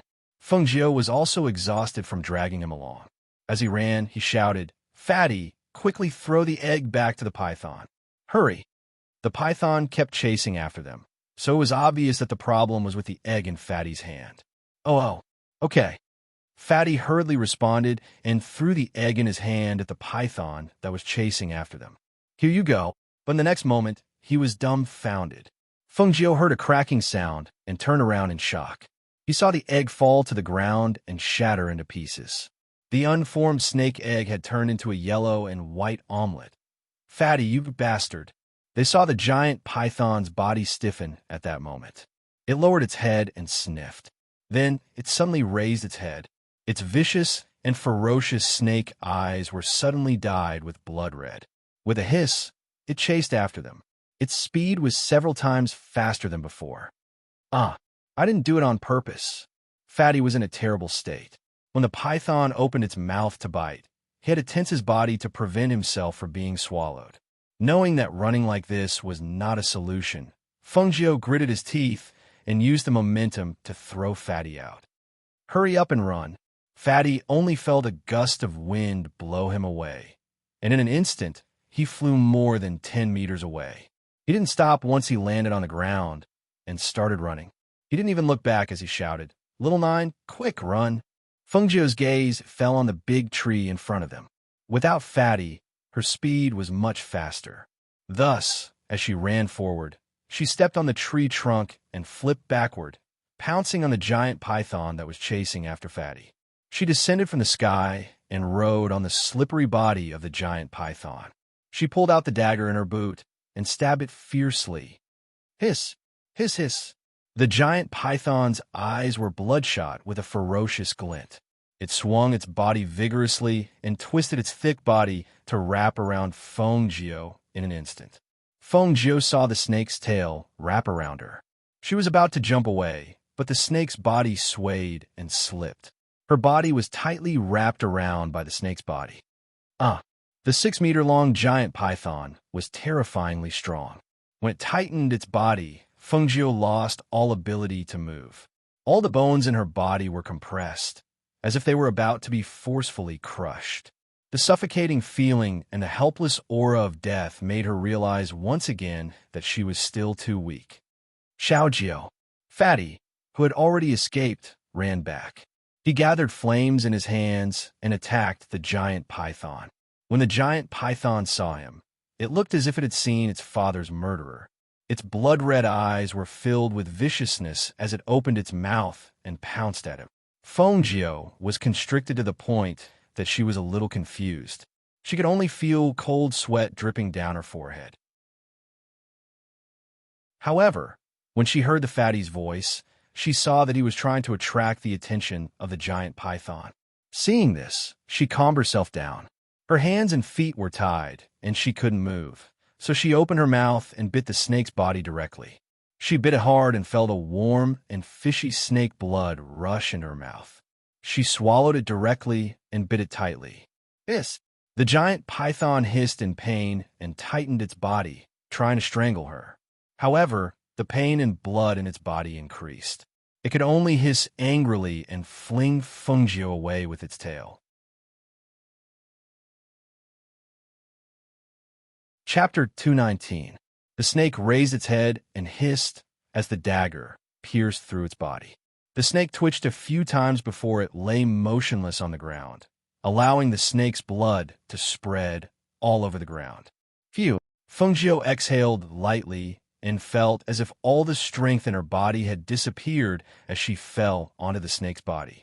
This giant python was a 7th-level magical beast, and its skin was thick and tough. Because she wanted to kill it in one move, she used almost all of her Xian-Qi to pierce through the snake's skin and hit its fatal spot. After this battle, she clearly understood how terrifying a golden core adept strength was. She could only kill this 7th-level giant python by luck. If she were to fight with a golden core adept, then even surviving would be a problem. Dead. Fatty fell onto the ground after being sprayed by the giant python's blood. Looking at the dead giant python, he couldn't help but pat his chest and said with lingering fear, "Oh my God, I never thought that I could be so brave. A 7th-level magical beast." I actually ran back. At this moment, Fengjiu, who had rested for a while, had already dug out a beast crystal from the giant python's stomach. She took the beast crystal and looked at it. Seeing that it was a wind attribute beast crystal, she kept it first. Different magical beasts had different attributes, and their beast crystals could be used for cultivators of different attributes to cultivate and increase their strength. Hence, they were very precious. Xiaojiu, do you know how much experience a 7th-level magical beast is worth? Fatty swallowed his saliva and looked at the 6-meter-long giant python on the ground. How much? Fengjiu asked. 1,000. A whole 1,000. That is a 7th-level magical beast equivalent to a golden core adept. It is said that there is only one giant python here. My master even specially instructed us to run away if we meet one. I didn't think that you would be able to kill it. Saying this, his eyes were filled with worship as he looked at her. Fengjiu shook her head. I was just lucky. I was almost strangled to death by it. Let's bring this giant python out. This meat is from a 7th-level magical beast and is very nourishing for cultivators. Also, this python's skin can be sold at a high price. It is said that it can be used to refine weapons. She nodded. Just now, this giant python had caused such a huge commotion. The cultivators nearby should have known. At this moment, it was best to keep the giant python and quickly leave. Otherwise, if they attracted the attention of those people, they would be greedy and a fierce battle would be inevitable. Thus, after Fengjiu kept the giant python in her space, she looked at her blood-stained red clothes and frowned. I know of water nearby. Near here, I'll bring you there. Fatty reached out and put his hand on Fengjiu's shoulder as if they were good brothers. However, when he saw Fengjiu staring at his hand, he couldn't help but retract his hand in embarrassment. That he said. But when Fengjiu saw that his pants were torn by the giant python and revealed his white flesh, the corner of his mouth twitched.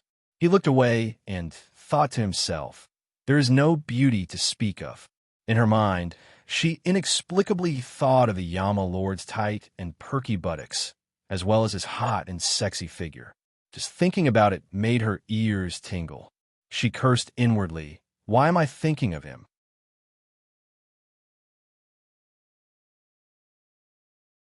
Chapter 220. In the training forest, Fatty brought Fengjiu to the water source. In fact, it was just a small stream in the shrubbery. Xiaojiu, this is the place. We can just take a bath here and change our clothes. Fatty said and began to take off his clothes. Seeing this, Fengjiu looked away and said, Then you can take a bath here. I'll go upstream. With that, he walked upstream. Fatty was stunned for a moment. You're going upstream? Isn't that the bathwater that I have to wash you? I'm not washing. I'm just going to wash my face and change my clothes. Fengjiu said and turned around to glance at him, saying, You're not allowed to follow me. Ugh. All right. Although he was confused, he did not follow him. Instead, he returned to the stream and quickly washed up. After all, it was not safe to stay in a place like this. Fengjiu sensed the surrounding aura. After confirming that there was no one around, he took off his blood-stained red clothes and changed into a clean set of clothes. He then went to the stream and scooped up some water to wash his face. He cleaned off the ointment on his face and revealed his original appearance. Using the clear water mirror, he could see the reflection of his beautiful face in the water. His snow-white skin was sparkling and translucent with a moving luster. The scars on his face had all disappeared without a trace. What appeared was a face so perfect that it could take one's breath away. The person in the water mirror smiled faintly. Her smile was 3 parts demonic and 7 parts one. Contrasted with her serene eyes, she gave off a noble aura that stood out from the rest. Although Su Riyun had Fengqing's face, she was not her. Even if her face was similar, her demeanor and temperament were different. Fengjiu was different. This face did not look out of place at all, because in her previous life, this was her original appearance. She could not be more familiar with this face. After changing into a clean set of red clothes and washing her face, she felt like a new person. Even her mood was lifted. She took out a water bag from her space and filled it with water. Just then, she heard Fatty's voice behind her. Xiaojiu, are you done? All right, she responded and put the water bag into the space. She stood up and turned to look at the Fatty. Let's go. At this time, when the Fatty saw her, he couldn't help but widen his eyes. His face was full of astonishment. You're little nine? How did she change her clothes and wash her face, as if she was a different person? Are you stunned by my beauty? Ha ha ha. Fengjiu laughed, looked at him, and joked, I'm just so handsome. You don't have to be jealous. You can't be jealous. Hearing this, the Fatty heaved a sigh of relief and patted his chest. You scared me to death. I thought you were a girl. Fengjiu smiled embarrassedly and touched his face narcissistically. Yes, many people who see my face say so. As soon as she finished speaking, she looked at Fatty and pondered for a while before asking, I have enough experience points, so I can leave by crushing the jade token. What about you? What are you going to do? You want to leave this place? Yes, I still have things to do. I can't stay here for too long. She nodded.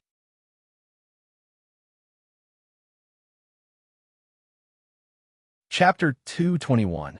Seeing this, Fengjiu patted him on the shoulder and said, Take care. We'll meet again. You too. Fatty grinned and said, Xiaojiu, nice to meet you. Take this, you might need it. She smiled at him and threw a bottle of medicine to him. What's this? Fatty asked curiously and opened it to take a look.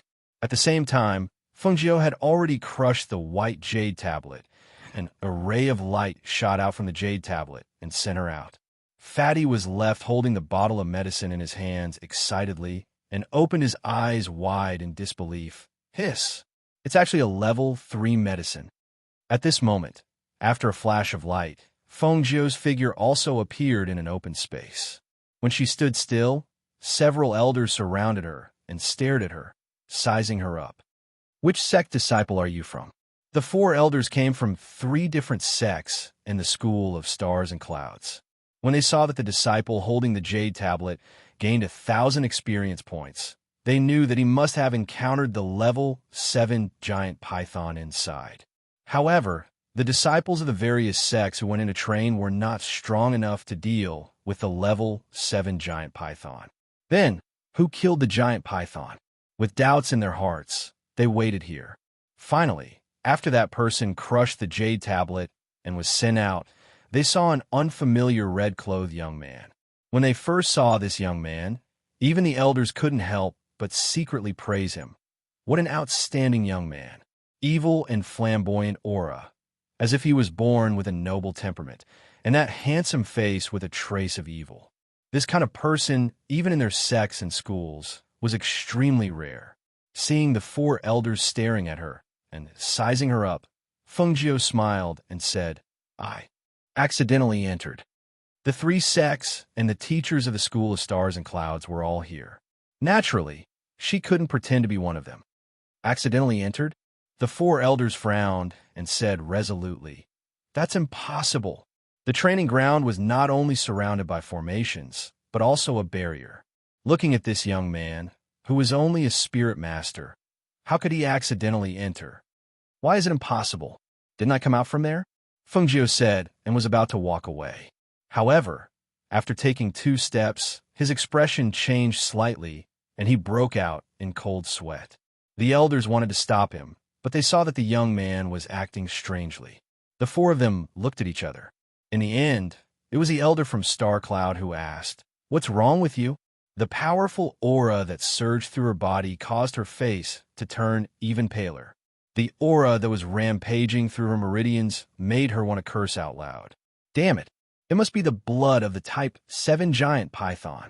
At that moment, he didn't care about anything else and quickly sat down cross-legged to adjust the chaotic aura in his body.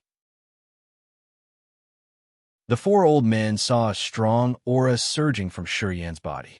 His face turned pale and red. The old man from Star Cloud stroked his beard and said as if he understood something, "The aura from him is mixed with the blood chi of the giant python. The aura in his body is surging. He must have drunk the giant python's blood." What? Drank the blood of a rank 7 giant python? That's impossible, right? Even if a Foundation establishment cultivator drank the blood of a rank 7 giant python, their body would explode and they would die. This young man is only a cultivator who just became a spirit master. If he really drank the blood of a rank 7 magical beast, his body would have exploded and he would have died.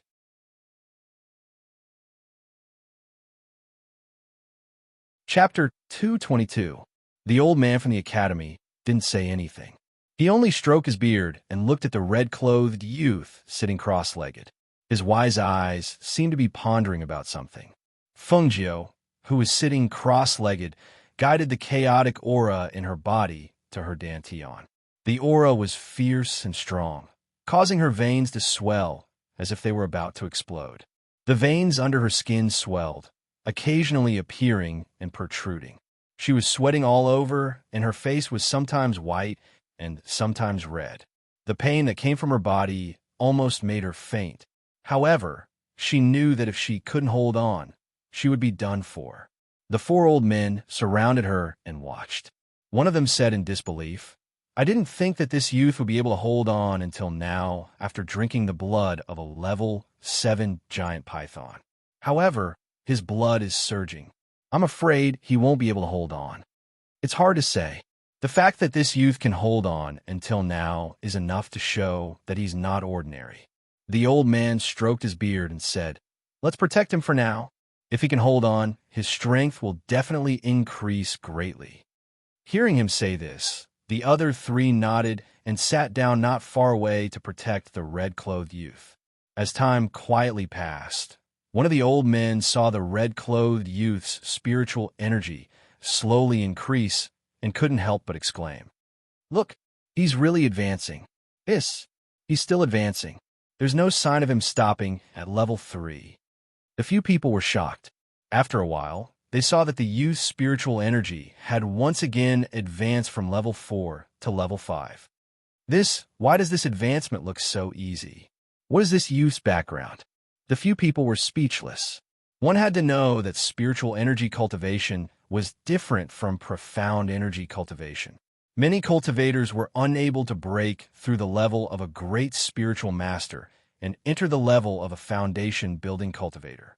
Only by becoming a foundation-building cultivator could one be considered an immortal and have a lifespan of 200 years. Among 100 great swordsmen, at most 1 or 2 would successfully advance. To enter the level of a golden core from a foundation-building cultivator was 1 in 10,000. There were some cultivators who were over 50 years old, but they were still only at the level of great spirit master. Yet, this youth, who was merely in his teens, was advancing as if he were jumping on a pedal. He was advancing step by step. How could they not be extremely shocked? Under the incredulous gazes of the four old men, the red-clothed youth actually sat there cross-legged for 3 days and 3 nights. His strength was also increasing at a steady pace.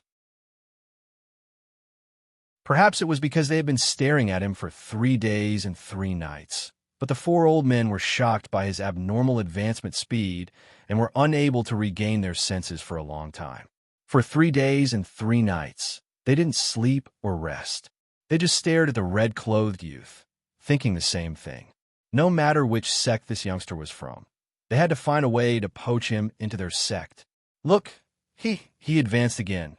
An old man swallowed his saliva as he stared at the red-clothed youth excitedly. His expression was like a person who had not eaten for half a month and was staring at a piece of fat meat. He wanted nothing more than to rush forward and snatch him back into the sect. He's going to attack the Great Spirit Master realm.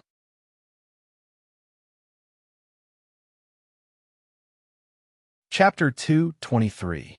As Feng Zhou's spiritual power continued to surge upward, her spiritual power instantly burst out, forming a strong spiritual power aura around her. In the next moment, the surging spiritual energy was absorbed into her body.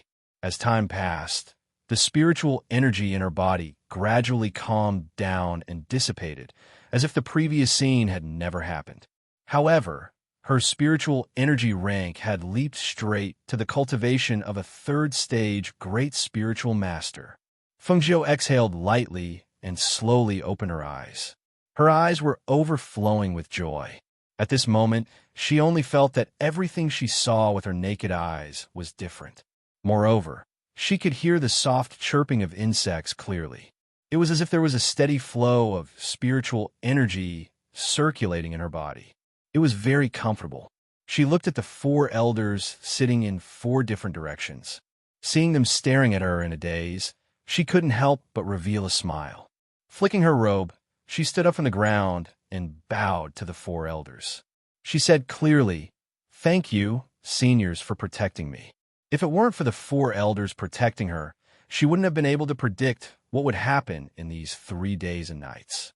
After all, if she was disturbed during her cultivation, the consequences would be unimaginable. Hearing this, the 4 elders suddenly came back to their senses.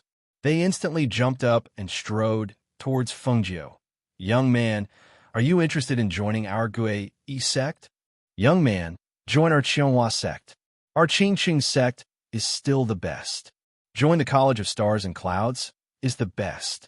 I can let you become a specially recruited student." The 4 old men scrambled to be the first to speak, fearing that someone else would beat them to it. Hearing their words, Feng Zhou was stunned for a moment, then smiled. "Thank you, seniors, for thinking so highly of me. However, I still have matters to attend to and have no intention of joining a sect at the moment."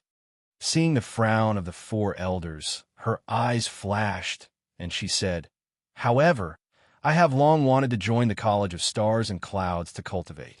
I'm just waiting for the enrollment to begin." Hearing this, the other 3 elders couldn't help but feel disappointed. However, they also knew that the College of Stars and Clouds was a famous school in the Qingting Kingdom. Even if their sects wanted to compete, they couldn't compare.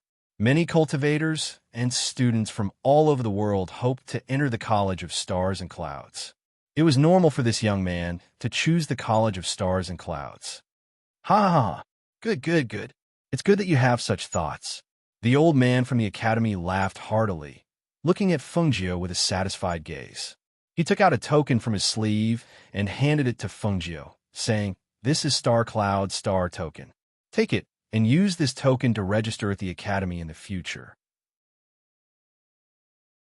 With this token in hand, you can enter the academy directly and become a student of Star Cloud without having to go through the examination. Feng Zhou took the token and looked at it. He put it away with a smile and said, "Thank you, senior. This junior is Feng Zhou. May I know senior's name?" "Ha ha ha! Feng Zhou? All right, this old man will remember this name. When I return to the academy, I will definitely report and register it. My surname is Guan, and people call me Elder Guan. I am an associate academician of Star Cloud Academy. Hearing this, Feng Jiu was a little surprised. He immediately bowed respectfully and said, "Greetings, Vice Headmaster Guan. This junior will remember it." He didn't expect that the Vice Headmaster of Star Cloud Academy would be the Vice Headmaster. The three elders at the side were disappointed. They didn't expect such a good seedling to be snatched away by Star Cloud Academy. Sigh. Feng Jiu, right? If you change your mind, you can come to Gue E sect. If you join our sect, we will definitely promote you to an elite disciple.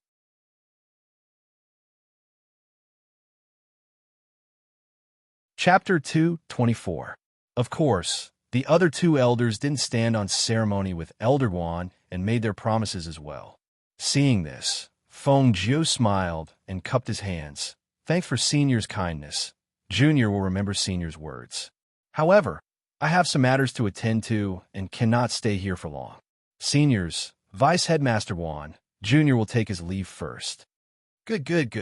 Go. Master Guan narrowed his eyes and waved his hand. He was afraid that if he stayed any longer, those three people would try to snatch him away. Therefore, he asked him to leave first. Seeing this, Feng Jiu didn't hesitate and left.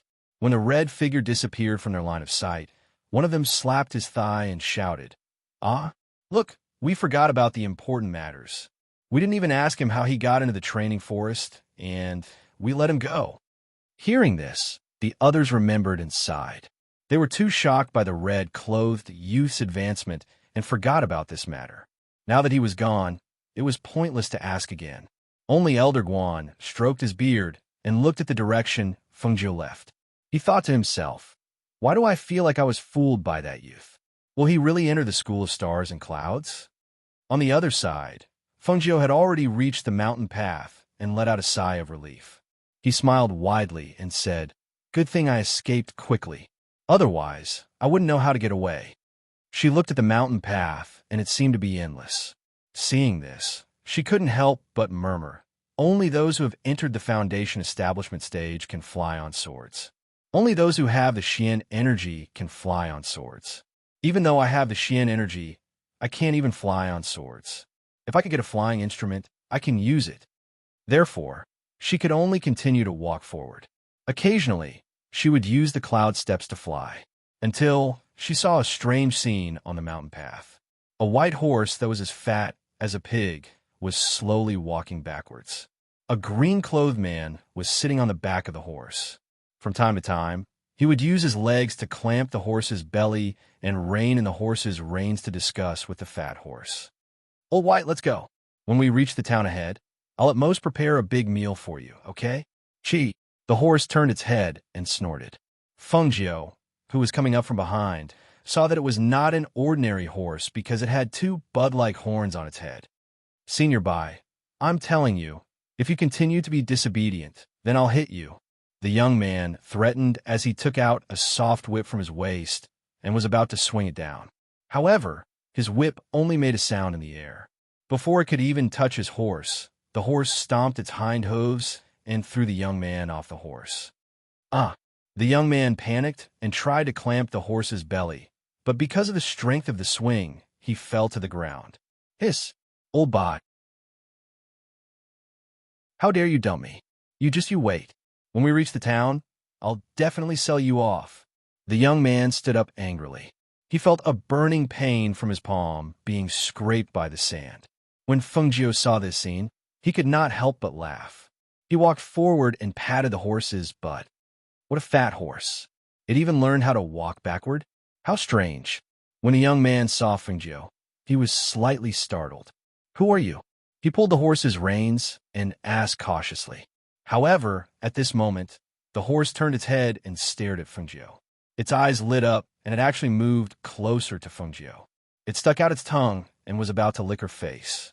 Feng Jiu was so frightened that she quickly retreated.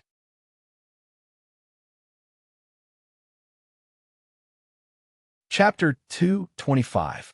Whenever she dodged to the side, the horse would move to the side. The horse's head and neck leaned forward, its tongue sticking out from time to time as it tried to lick her face. The young man was stunned when he saw this. He quickly pulled on the reins and shouted, "Lao Bai, he's a man." Then, he said apologetically to Fengjiu. Lao Bai is a little lecherous. He must have mistaken you for a girl because you're so handsome. Fengjiu's mouth twitched. She looked at the fat horse that was still struggling to get closer and asked, "What kind of horse is this? Why does it have horns?"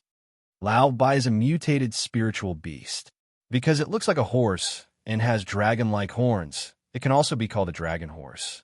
Other spiritual horses run extremely fast, but Lao Bai eats a lot and is lazy, so it's so fat. The young man looked at the dragon horse helplessly and said, "I didn't want to bring it out, but my family said that they were going to slaughter it and cook it for dinner. I couldn't bear to bring it out, so I brought it out. I didn't expect it to start causing trouble halfway through." Hiss, hiss. The dragon horse called Lao Bai neighed and wagged its tail, trying to get closer to Fengjiu. Fengjiu was curious and said, "This dragon horse looks very spiritual." As she spoke, she reached out and touched the horse's head. The horse neighed and lay down on the ground, kicking its hooves in the air with an excited look on its face. Fengjiu's mouth twitched when she saw this. She thought to herself, "It's really a lecherous horse. My name is Bai Xiao. What about you?" Fengjiu glanced at her and said, "We've just met by chance. Why do you ask for my name?" As she spoke, she cupped her hands and continued walking forward. She was using the cloud tray steps, so her walking speed was very fast. In the blink of an eye, she was 50 meters away. Hiss! Lao Bai, who had fallen on the ground, neighed and leaped up from the ground when he saw Fengjiu leave. He kicked his hooves and chased after her. "Ah, old Bai, wait, I haven't gotten on the horse yet," Bai Xiao exclaimed as he was dragged along by the reins. Fengjiu, who heard the commotion behind her, turned around to take a glance. Black lines appeared on her forehead, and she immediately sped up. However, what she did not expect was that Lao Bai, who looked as fat as a pig, was not careless at all when he ran. He actually chased her all the way and was not shaken off by her. Seeing that she was about to reach the town, she gradually slowed down and exhaled softly. She glanced back and simply stopped. Phew, it's so bumpy. Bai Xiao fell from a horse's back and sat on the ground, panting. She could only glare at Lao Bai, who was lying on the red-clothed youth fawningly. Fengjiu was also staring at this lecherous horse that was drooling at her. How should she put it? This dragon horse was not strong. Instead, it was full of fat. There was no beauty in it all. Even though it could run fast, she really did not want such a fat horse to follow her. Hey, take care of your horse. Don't follow me anymore. She looked at the youth on the ground and said. As soon as she finished speaking, her red figure flashed and quickly entered the town gate. In a flash, she disappeared into the crowd. Lao Bai was stunned for a moment. He neighed and quickly stood up. He kicked his hooves and continued to chase after her.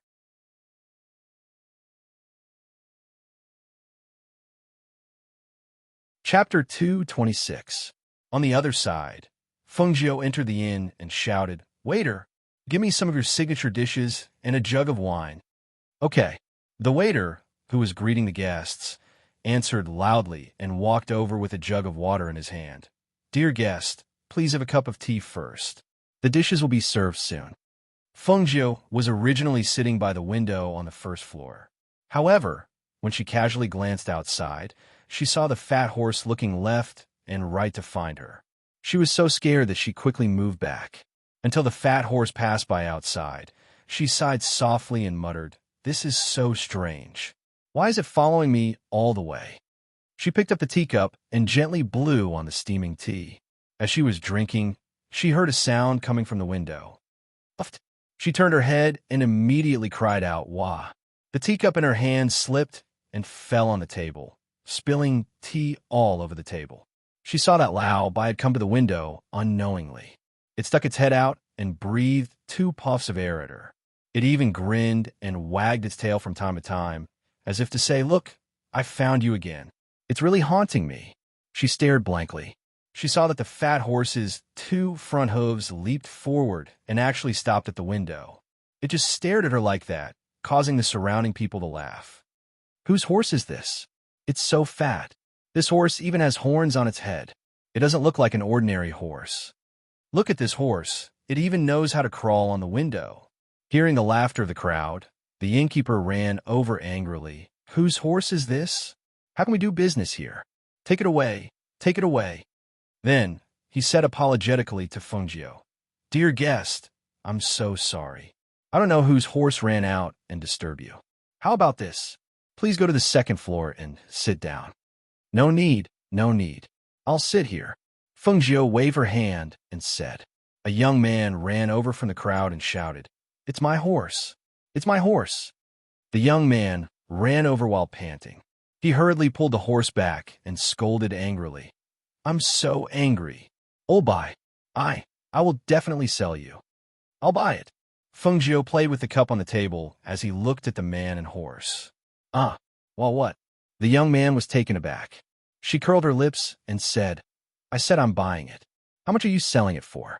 Didn't he want to sell it? Just sell it to me. The young man scratched his head and said embarrassedly, Actually, I was just scolding it. I didn't want to sell it. This horse obviously likes me very much. Look, it has been chasing me all the way. Since you can't tame it, why don't you sell it to me? She looked at the fat horse lying on the window and raised her eyebrows. Her lips curled into a devilish smile. Olbai, don't you agree? You want to follow me too, right? Olbai raised his head and neighed. He raised his hind leg and kicked at the young man. Seeing this, Bai Xiao quickly retreated. Her face was red, either from embarrassment or anger. She angrily slapped the horse's butt and scolded, Old Bai, you're a guy who forgets his friends when he's in love. He's a man, not a woman. Why are you so agitated? Seeing this scene, Fungio couldn't help but laugh and said, Hey, I didn't like it at first, but now I like it more and more. What should I do?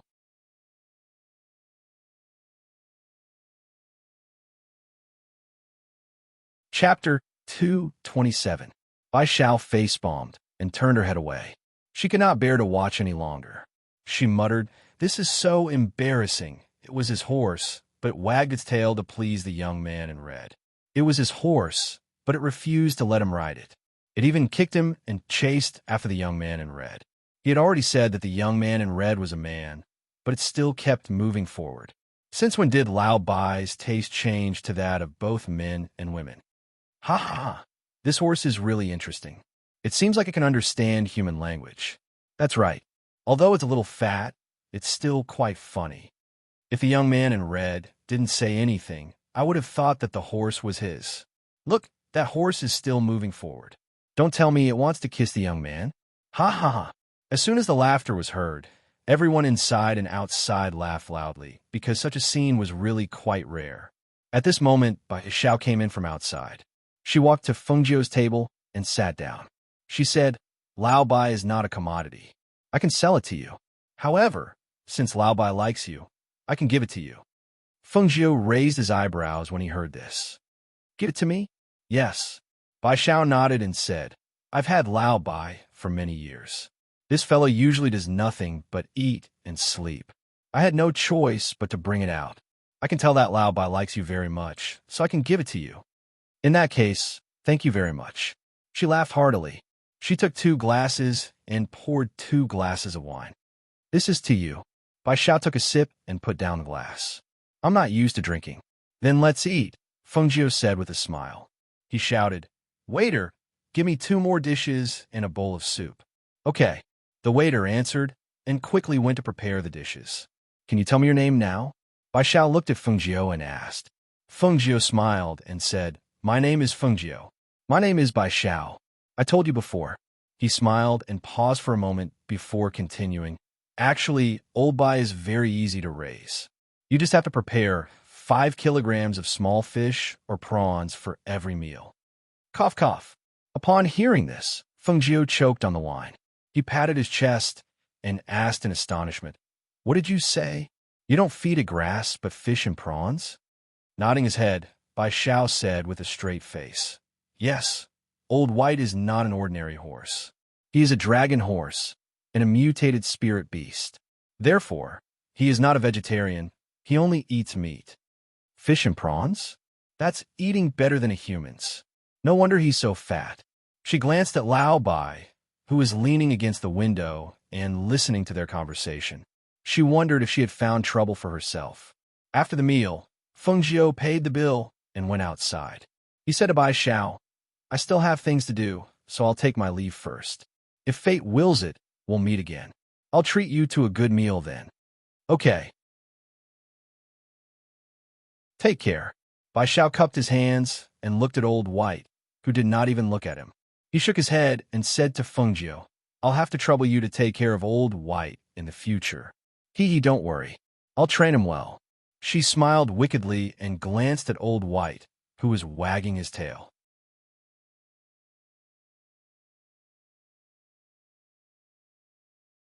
Chapter 228.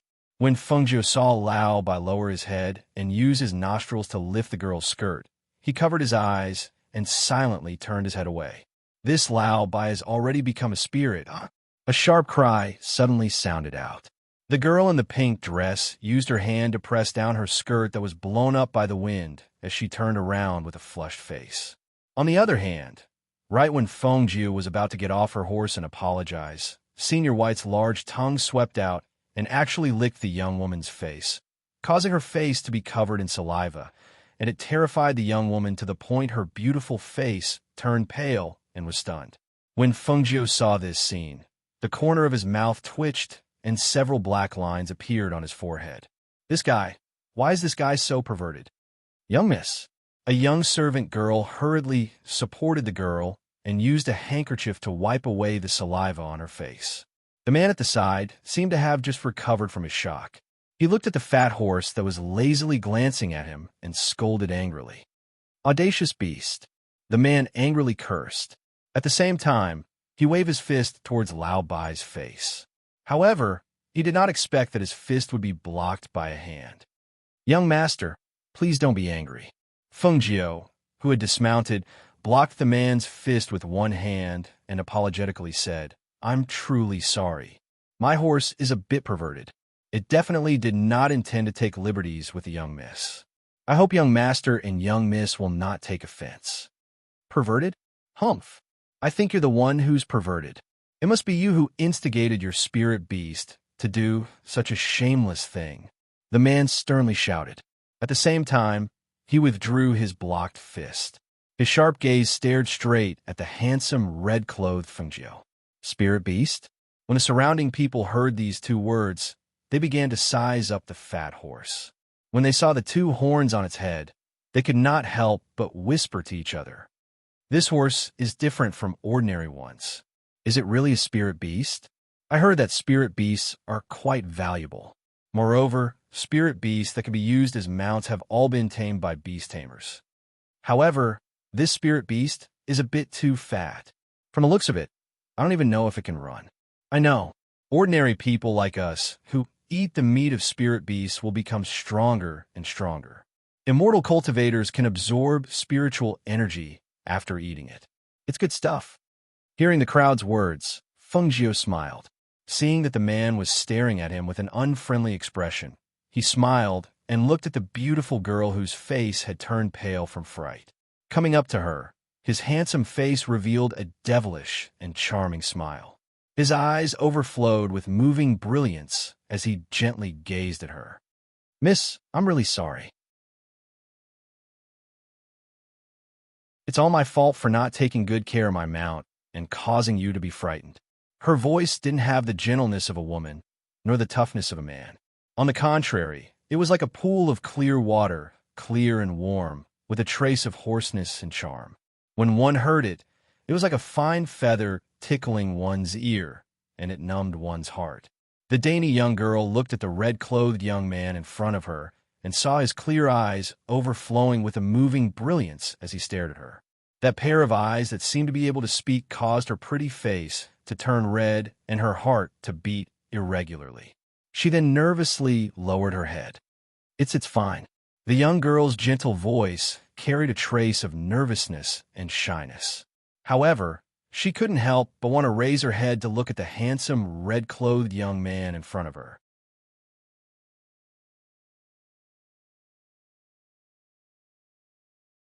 Chapter 229. Miss is not only adorable, but also kind and magnanimous enough to not bicker with this mount of mine. This one thanks you. She smiled and cupped her hands in greeting. Seeing the young girl's beautiful face as red as an apple, the smile in her eyes deepened. She held Lao Bai's hand and said, "If that's the case, this one will take her leave first." "Oh, okay. Take care, young master." The young girl was captivated by Fengjiu's words and electrifying eyes. She was practically responding to Fengjiu's words. When he saw the red-clothed youth apologize and make amends, the man at the side couldn't say anything else. After all, even his cousin didn't say anything, so there was no need to say anything about him.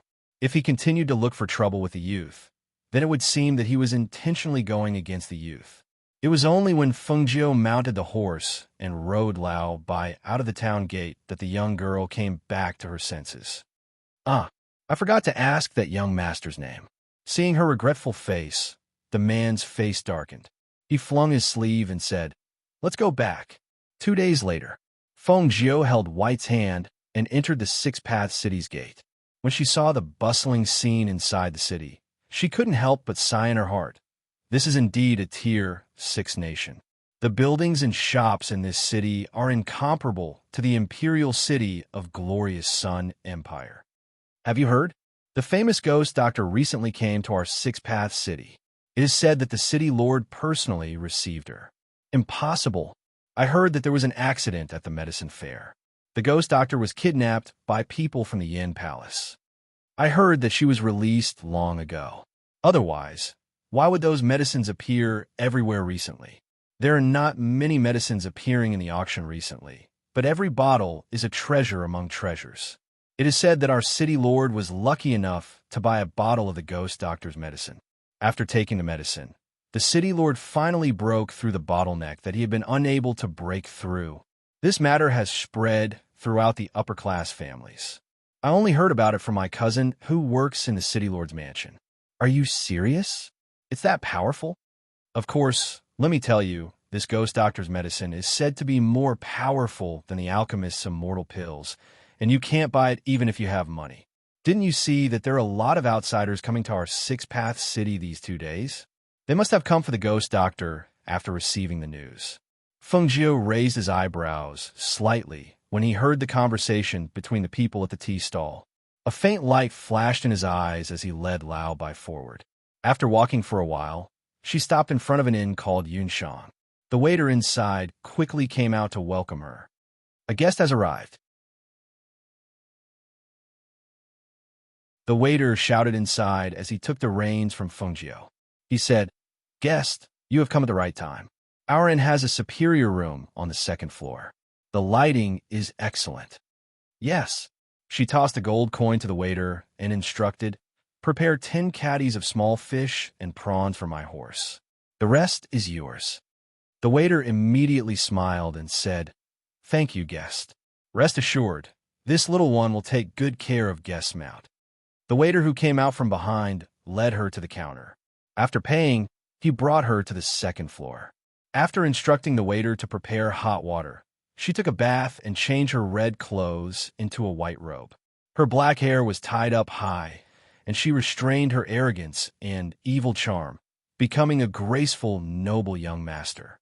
Seeing that it was still early, she sat cross-legged on the bed and meditated until evening. When the sky gradually darkened, she got up and walked out of the inn.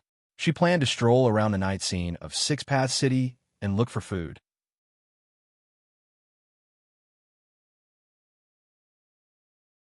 Chapter 230. In a house, Hui Lang hurried to the backyard. Seeing his master sitting there drinking tea, he stepped forward and bowed. "Master, according to this subordinate's investigation, the ghost doctor in this Six-Path City is most likely a fake." The Yama Lord looked at him and said, "What do you mean?" "The time of appearance is wrong. The ghost doctor in Six-Path City appeared 7 days ago, but at that time, he was still in our building. So this ghost doctor is a fake. Since he is a fake, we should find a chance to expose him," the Yama Lord said in a low voice. After a pause, he asked, "Is there any news about him from the black market?" Grey Wolf stared blankly for a moment before realizing that his master was referring to the ghost doctor. Only then did he reply, "There's no news at the moment." However, the attendant by the ghost doctor's side heard the news about the ghost doctor and came over with the people from the black market. No news about him? Where did she go to hide? The Yama Lord thought in his heart. His fingers tapped on the stone table. His lips were pursed and his eyebrows were slightly furrowed. Yi and Hui Lang looked at each other and lowered their heads at the same time. Their master did not care about the matters in the Hall of Hell. As soon as he heard about the ghost doctor, he came over. If the other party was a woman, they would be very happy. However, the ghost doctor was a man, and a disfigured one at that. How could they be happy? Hui Lang thought for a moment and looked up at the Yama Lord. He carefully suggested, "Master, the night view of Six Paths City is amazing. Why don't we go out for a walk?" The Yama Lord responded. He brushed his robe and walked out. Yi and Hui Lang saw this and quickly followed behind. As night fell, the shops and inns on both sides of the street lit up one after another. The lights lit up the entire dark night like stars in the night sky, dazzling and enchanting. On the bustling streets, there were groups of close friends, pairs of men and women, and children running and playing on the streets. All of them had joyful smiles on their faces. The hawkers' cries and the waiters' greetings mixed with the numerous voices, forming a lively and bustling scene. At an inconspicuous stall on the side of this lively street, Feng Jiu, who was dressed in a white robe, was eating a bowl of spicy noodles. It was so spicy that sweat oozed out of her forehead. Her red lips were also scalded red by the spicy oil. It was very moving. The men who were also eating noodles and the two women at the other table couldn't help but stare at her in a daze.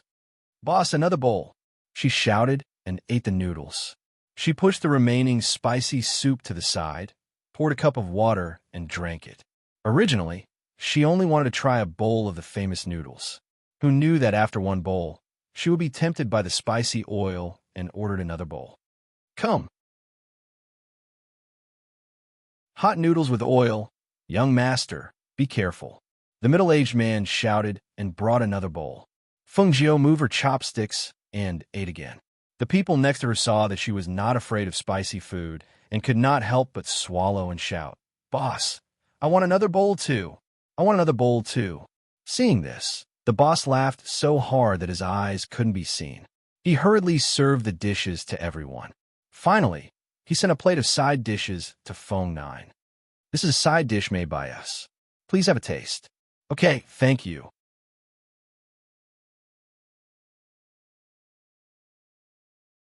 Chapter 231. She secretly covered half of her face with her hands and leaned on the table to look at the man in the black robe who stood out like a crane in a flock of chickens. That aura, that pressure, who else could it be but the Yama Lord? Behind him were Yi and Hui Lang. But why did they come to Six Paths City? Could it be that they heard that the ghost doctor was here, so they came to catch her? TSK. That's too unkind. At this time, she didn't even think about who was the unkind one. She wanted to run away and even stole the 1,000-year-old ginseng. That's not it. I don't think he's seen my face before. At this time, she remembered that the scars on her face were messy all over, and she had been applying ointment on her face. None of them had seen her face after she recovered. Even if she stood in front of them now, they probably wouldn't be able to recognize her, right? Thinking of this, she grinned and coughed lightly. She sat up straight and continued to eat her noodles. "Master, this oil noodles is a specialty of Six Paths City.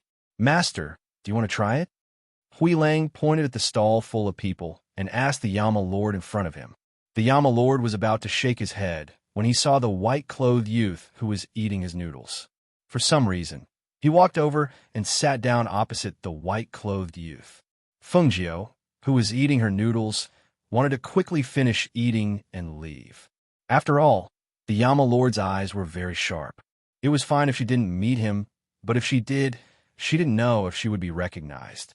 So, she didn't even raise her head to look at him. Who knew? When she was halfway through eating, she saw a person sitting opposite her. Just based on his aura, she didn't need to raise her head to know that it was the Yama Lord. Could it be that he recognized me? That's impossible, right? Or does he also want to eat the oil noodles? TSK. Enemies are bound to meet on a narrow road. She met him everywhere. "Boss, give me a bowl of noodles with oil," Grey Wolf shouted as he stood behind his master with "Ing. Yes, yes." When the owner saw the imposing manner of the three people, he couldn't help but feel a little frightened. He hurriedly responded and served a bowl of piping hot noodles with oil. After that, he said, "Sir, be careful not to burn your mouth." The Yama Lord frowned and looked at the bowl of oily red noodles in front of him. He then looked at the young man who was slurping down the noodles. He paused and asked, "Is it delicious?" There was a trace of doubt in his deep voice.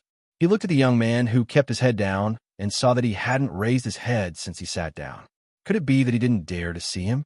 Could it really be her? When he thought of this, his mood suddenly improved. When his deep gaze looked at the young man's slightly swollen lips, he couldn't help but smile. However, Hui Lang, who couldn't see the situation clearly, thought that the Yama Lord was asking him. So, he took a step forward and said with a grin, "Master, the oil noodles have to be spicy to taste good. You'll know once you try it. But be careful not to burn it. This spicy oil is very—" Before he finished speaking, he saw his master's cold gaze sweep over him. He was a little confused. He paused and asked carefully, "Master, what's wrong?" Ing, who was standing behind the Yama Lord, glanced at Hui Lang and rolled his eyes speechlessly. His master was clearly asking the young man in white. When was he asking him? Why'd he go up and answer him? He was simply a rash person who didn't know how to read the situation. "Boss, the bill."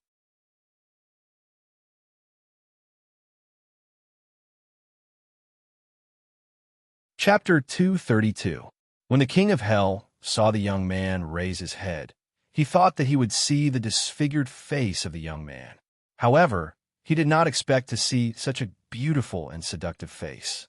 The youth was clearly wearing a white robe, but he had a seductive and enchanting aura about him.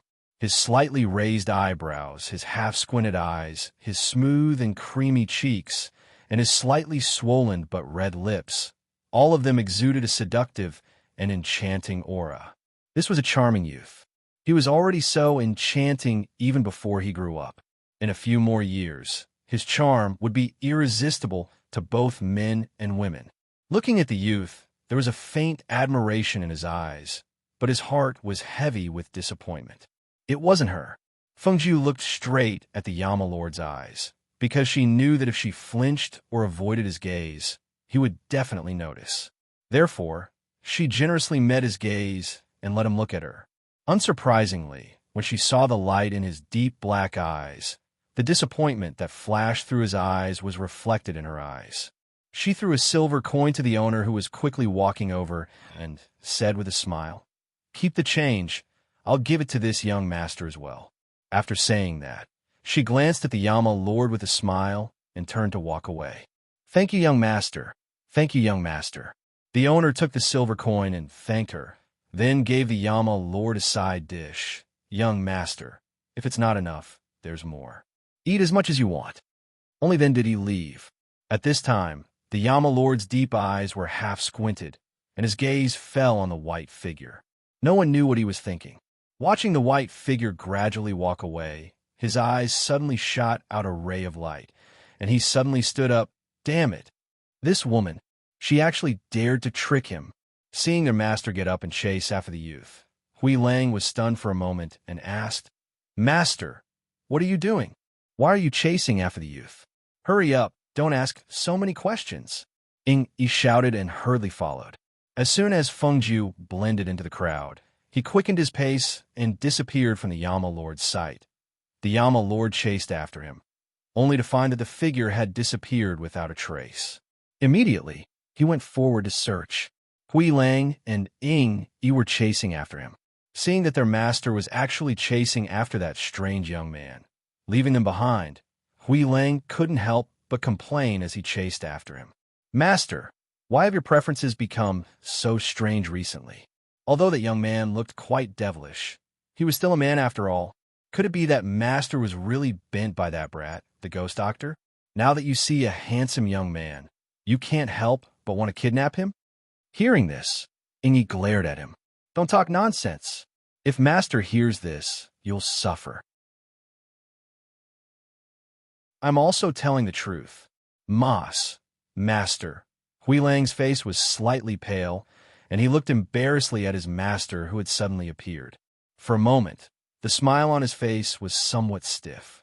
The Yama Lord glanced at him, and his low voice was cold as he said, "Bent. Mas master, please forgive me." Hui Lang knelt down on one knee, cold sweat dripping down his body, and said in a trembling voice, Actually, this subordinate said this subordinate was bent buying." Hearing this, and he was shocked. He glared and kicked him. "What nonsense are you talking about?"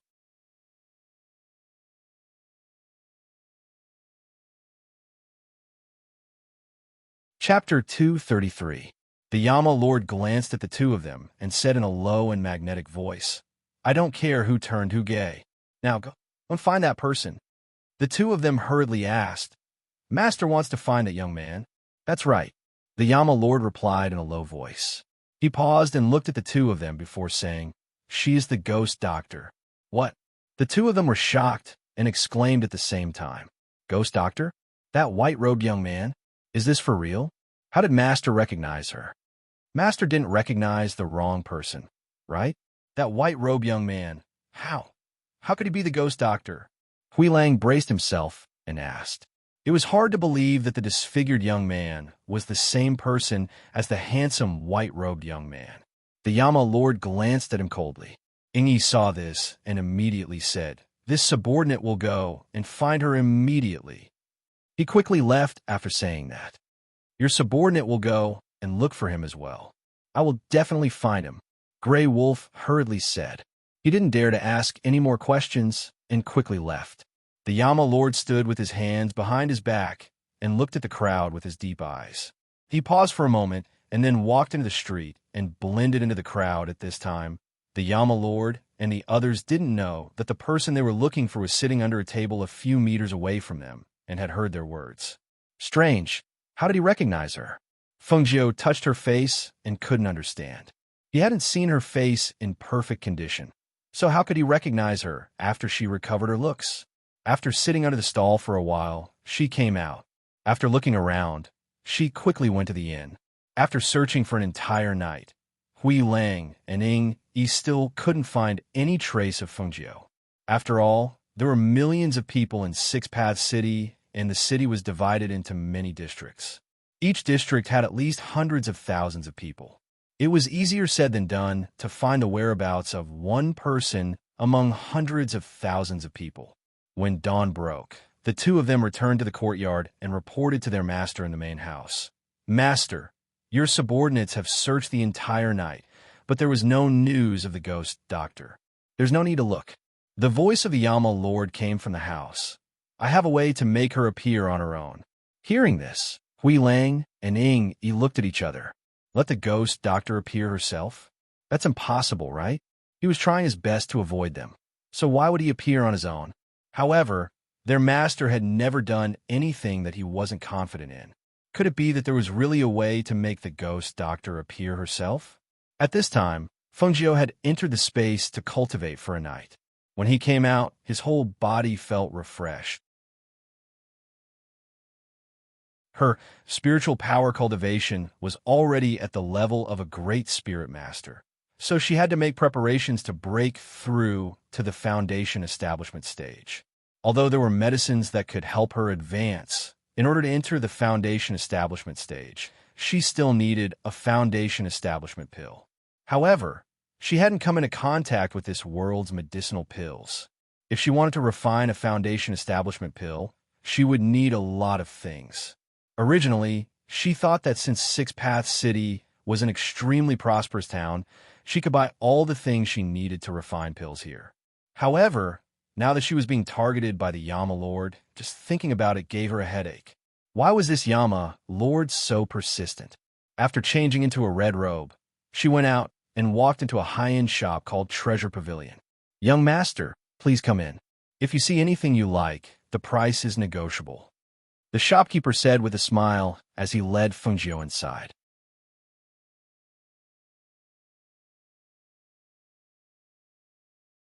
Chapter 234. Yes, I'll show it to young master. The shopkeeper smiled and went to the counter to take out a triangular cauldron and placed it in front of Fengjiu. Young master, please take a look. This is a pill cauldron, a 9th-tier spirit tool. It's most suitable for beginners. Fengjiu picked up the triangular cauldron that looked like an incense cauldron and asked, "This thing can be used to refine pills?" Hearing this, the shopkeeper was stunned and the smile on his face froze. He looked at Fengjiu and said, "Young master, this is a grade 9 spirit weapon. You can use it as long as you insert spirit energy into it. Once you insert spirit energy into it, the small cauldron will become bigger and can be used to refine pills." 9th tier? 9th tier seems to be the lowest tier, right? Are there any better ones? Young master, take a look at this. This is a 7th tier pill cauldron. This is the work of a master refiner. Whether its appearance or quality, it's above average. This is a twin dragon cauldron, a 6th tier pill cauldron. It's also a master refiner's work. Young master can take a look at which one you like. The shopkeeper placed the small pill cauldrons on the counter for Fengjiu to choose from. She picked up the pill cauldron and looked at it, asking, "What's the price of this 6th tier cauldron?" This is a 6th tier spirit tool. The price is 88,888 gold coins. If young master really wants it, I can reduce the price to 88,888 gold coins. So expensive? Fengjiu looked at the shopkeeper in shock. Just this little cauldron costs 88,880 gold coins? This is daylight robbery. The shopkeeper's mouth twitched. Young master, this isn't an incense cauldron. This is a pill cauldron, a spirit tool. 88,800 gold coins for a 6th-tier cauldron is a very fair price. Fengjiu shook his head. It's too expensive. I can't afford it. 100 silver coins is equivalent to 1 gold coin. 80,000 gold coins. How many silver coins would that be? This thing is too expensive. Hearing this, the shopkeeper was speechless for a moment because he had never met such a customer. After all, he saw that this red-clothed young master's clothes and bearing were extraordinary. He had the appearance of an elegant young master. He originally thought that this young master was a noble who did not lack money. Who would have thought? Fengjiu's eyes flickered as he smiled and asked, "Shopkeeper, do you sell that kind of refining book?" This thing was so expensive. If he could refine it himself, not only would he be able to save a lot of money, he could also make money by refining equipment. Thinking about it, it was not bad. The shopkeeper was stunned for a moment. After glancing at Fengjiu, he said, "Someone has put a book here for sale. It only costs 100 gold coins. Take a look." He took out a shabby book from the cabinet and handed it over. Fengjiu took the book and flipped through it. Seeing that everything was recorded inside, he looked at the shopkeeper. "This old book costs 100 gold coins? 50 gold coins, I'll buy it." The corners of the shopkeeper's mouth twitched, and he said, "I say, young master, you bargained too ruthlessly, right? How are we going to do business if you cut it in half the moment you open your mouth? How about this? If you really want it, take it for 80 gold coins. If you don't have 80 gold coins, I won't sell it." Hearing this, Fengjiu smiled and straightforwardly took out the money to buy it. After putting away the book, he turned around and walked out. However, just as she walked out of the shop, she saw a familiar figure. When she saw that figure, her eyes lit up and revealed a smile. She ran towards that person and shouted at the same time, "Uncle!"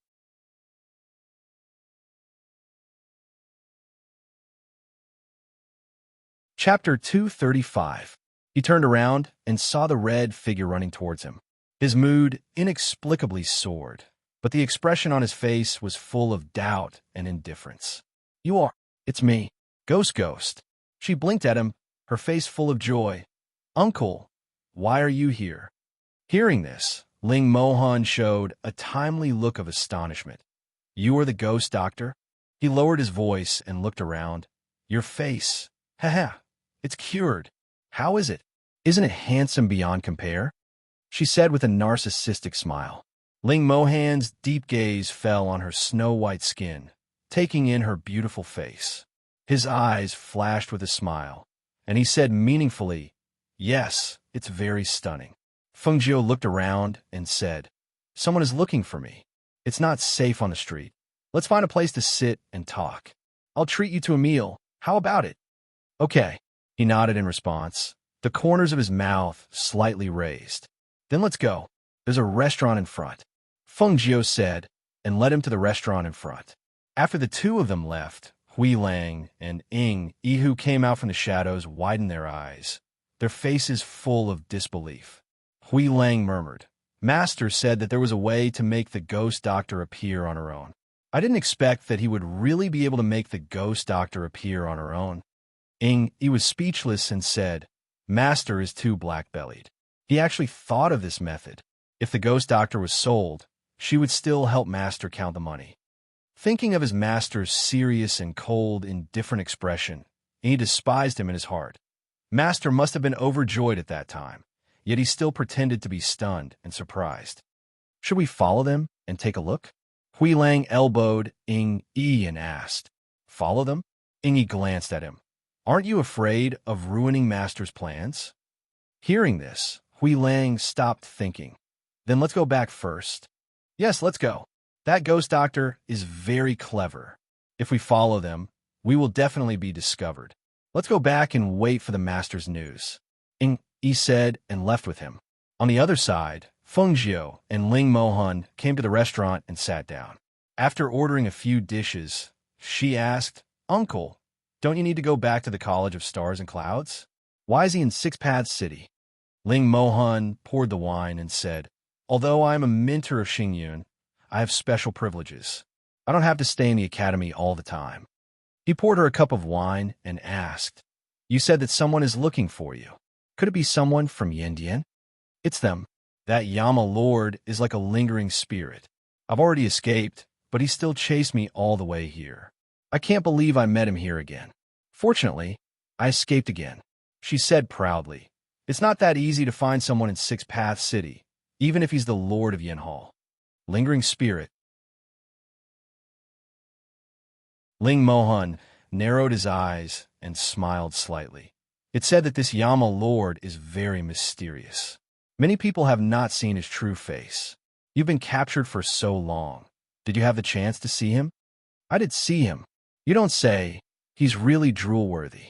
However, it's too dangerous. We can only look at him from afar. She sighed and shook her head, her face full of regret.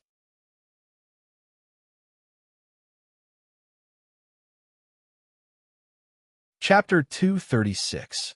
He narrowed his eyes and took a sip of wine. His low and deep voice rang out unhurriedly. Seeing that you were able to make it out alive from the Yama Palace, the Yama Lord must have not mistreated you. Upon hearing this, Feng Jiu glanced at him and saw that his beard covered most of his face. She couldn't see his face clearly. She couldn't help but look at his face, sizing him up. Looking at his somewhat familiar face, her heart suddenly skipped a beat. The smile on her lips slightly froze, but her tone was still as lazy as before. With a bit of curiosity, she asked, Uncle, how old are you? Don't you feel hot with such a big beard? Ling Mohan looked up and glanced at her. I'm used to it. Oh, you're used to it. She smiled and poured wine for him. Come. Let's drink. It's rare to see you here. By the way, Uncle, what are you doing in Six Paths City? I'm here to do something. Seeing that she picked up the wine glass and drank, he frowned and said, Don't drink on an empty stomach. Eat some food. As he spoke, he put some food in her bowl. Looking at him being overly enthusiastic, Feng Jiu nodded awkwardly. Okay. The two of them ate quietly and exchanged a few words from time to time. Ling Mohan didn't seem to treat himself as an outsider and kept putting food in her bowl from time to time. Eat more. Looking at the small mountain of food in her bowl and seeing that he was putting more food in her bowl, she hurriedly stopped him. Uncle, don't help me anymore. Look, there's so much food. I can't finish it. Hearing this, Ling Mohan noticed that the food in her bowl had indeed piled up like a small mountain. He couldn't help but cough lightly and looked away uncomfortably. Then he started eating. Seeing this scene, Feng Jiu smiled and narrowed her eyes. She turned her eyes and said, Uncle, are you familiar with Six Paths City? I want to buy some materials for refining weapons later. Can you take me to have a look? Sure. He nodded and said. Her eyes lit up, and she immediately said, Okay, we'll go after we finish eating. Seeing the light in her eyes, Ling Mohan couldn't help but ask, aren't you afraid of meeting those people from Yin Jian who are looking for you? Isn't there an uncle here? She looked at him with a smile and said, Uncle, you won't just watch me get taken away, right? Ling Mohan did not respond, but after wiping the corners of his mouth, he said, let's go. As soon as his voice fell, he walked out. Feng Jiu stood up and looked at the figure walking in front of him. His eyes moved slightly, and then he quickly followed. After paying the bill downstairs, they were led by Ling Mohan to a high-end commercial building with 2 shops. Looking at the 3-story building and the high-class facade, her gaze fell on the 3 words in the middle. 100 Treasures Tower? Uncle, are the things here very expensive? I can't afford anything too expensive. Hearing this, Ling Mohan glanced at her and then walked in. Come in and take a look. When Feng Jiu came in, she realized that the things in the treasure house were like ants compared to this 100 Treasures Tower. The difference was too big. Shopkeeper, how much is this tripod? Thought you're tuning in to the Warrior Lore YouTube channel. Don't forget to subscribe and join us on this journey to catch the most captivating stories.